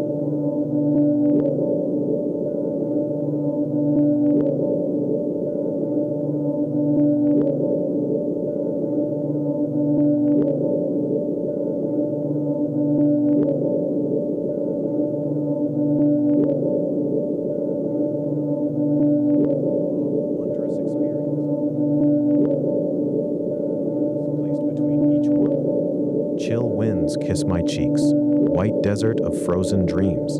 Heart finds peace in ice. Apple, banana, cherry. Penguins waddle near. Black and white against the blue. Nature's comedy. Orange, mango, strawberry, aurora dances high. Green lights paint the polar night. Wonder fills the soul. Kiwi, pineapple, grape. Blizzard howls and swirls. Visibility fades to white.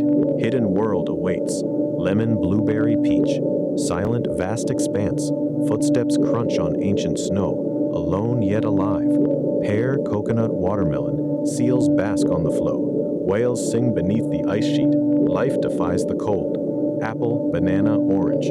Midnight sun won't set. Days blend in endless twilight. Time loses its hold. Mango, cherry, kiwi. Station lights glow warm. Science probes the planet's past. Human spark survives. Pineapple, grape, lemon. Frost on every lash. Breath clouds form in crystal air. Purity profound. Strawberry, peach, blueberry. Leaving this pure land. Memories of ice remain, forever transformed.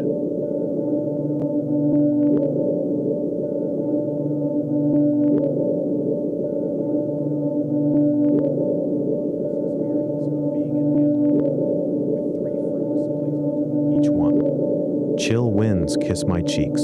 White desert of frozen dreams. Heart finds peace in ice. Apple, banana, cherry. Penguins waddle near. Black and white against the blue. Nature's comedy. Orange, mango, strawberry, aurora dances high. Green lights paint the polar night. Wonder fills the soul. Kiwi, pineapple, grape. Blizzard howls and swirls. Visibility fades to white. Hidden world awaits. Lemon, blueberry, peach. Silent, vast expanse. Footsteps crunch on ancient snow. Alone yet alive. Pear, coconut, watermelon. Seals bask on the flow. Whales sing beneath the ice sheet. Life defies the cold. Apple, banana, orange. Midnight sun won't set. Days blend in endless twilight. Time loses its hold. Mango, cherry, kiwi. Station lights glow warm. Science probes the planet's past. Human spark survives. Pineapple, grape, lemon. Frost on every lash. Breath clouds form in crystal air. Purity profound. Strawberry, peach, blueberry. Leaving this pure land. Memories of ice remain, forever transformed.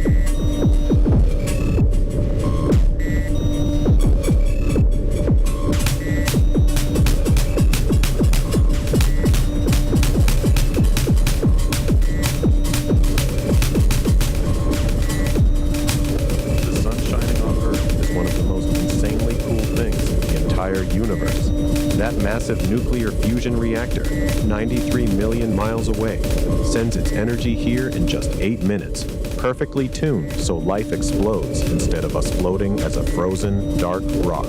We're in the ultimate Goldilocks zone, not too close to fry, not too far to freeze. Cosmic jackpot. Here's why it's straight up magical in everything it gifts us. The engine of life. Sunlight powers photosynthesis. Plants and algae soak it up, turn CO2 and water into sugars, aka our food, and pump out oxygen we breathe. Nearly every bite you eat and every breath you take traces back to sunshine. No sun equals no forests, no burgers, no us. Climate and weather wizard. It heats the planet unevenly, creating winds, ocean currents, rain, the water cycle, and seasons. 1 hour of sunlight landing on Earth carries enough energy to power all of humanity for an entire year. Talk about renewable abundance. Health, happiness, and beauty. Triggers vitamin D for strong bones and immune systems. Boosts serotonin so sunny days literally make us happier. And the visuals? Epic sunrises, golden sunsets, rainbows, the way light sparkles on snow or water. Pure art every day. Future power source. We harness it directly with solar panels for clean electricity. Fossil fuels are basically ancient trapped sunlight too. Even in extreme spots like Antarctica, from our haiku chats, it pulls wild stunts like the midnight sun, 24-hour daylight in summer that keeps ecosystems buzzing. The sun doesn't just shine, it gifts existence, energy, color, warmth, and wonder to every living thing. It's been reliably doing this for 4.6 billion years and has billions more to go. We're solar-powered beings living on a sun-kissed planet, mind officially blown. What's your favorite way the sun shows up in your life? Beach days, garden veggies, epic sunsets, or something else?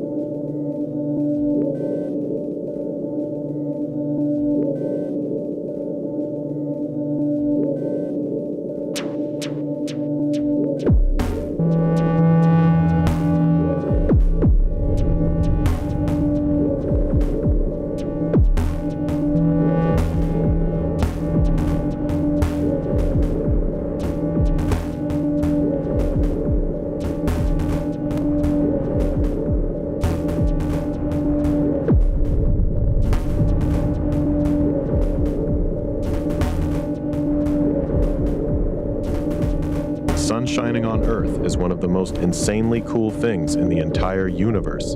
That massive nuclear fusion.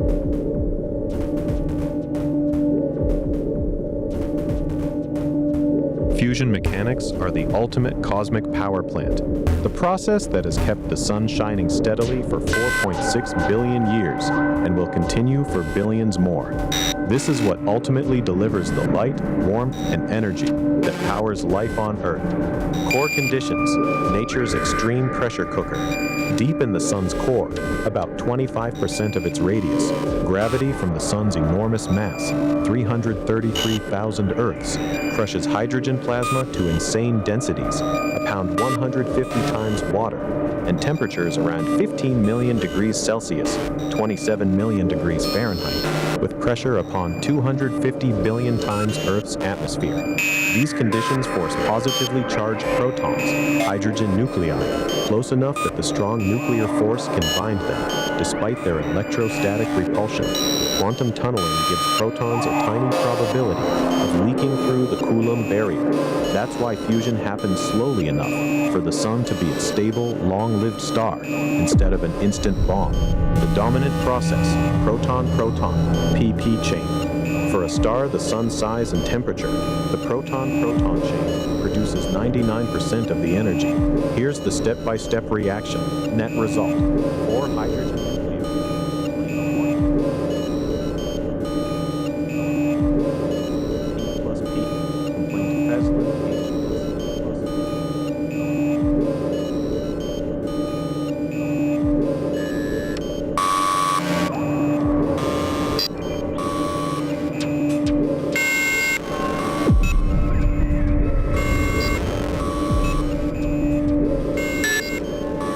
We're heading into an orbital sunset.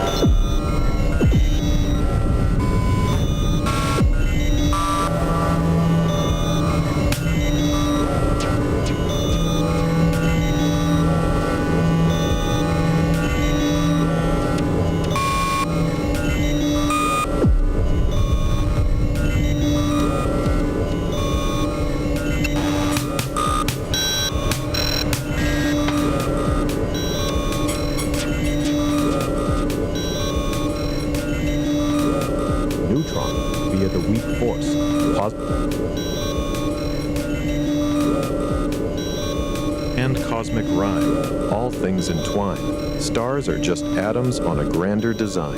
Fusion in the sun, protons in your vein. Same dance of forces, same wild refrain.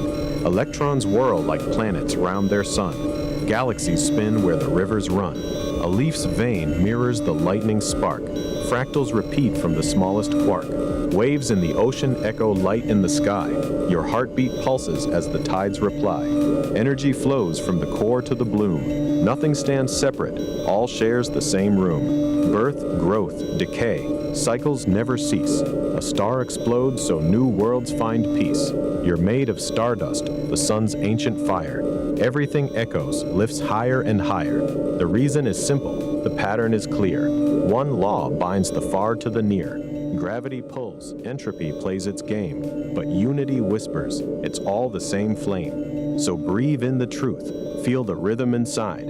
Everything is connected, no place to hide. From fusion to friendship, from quark to the sea, everything's like everything, eternally free.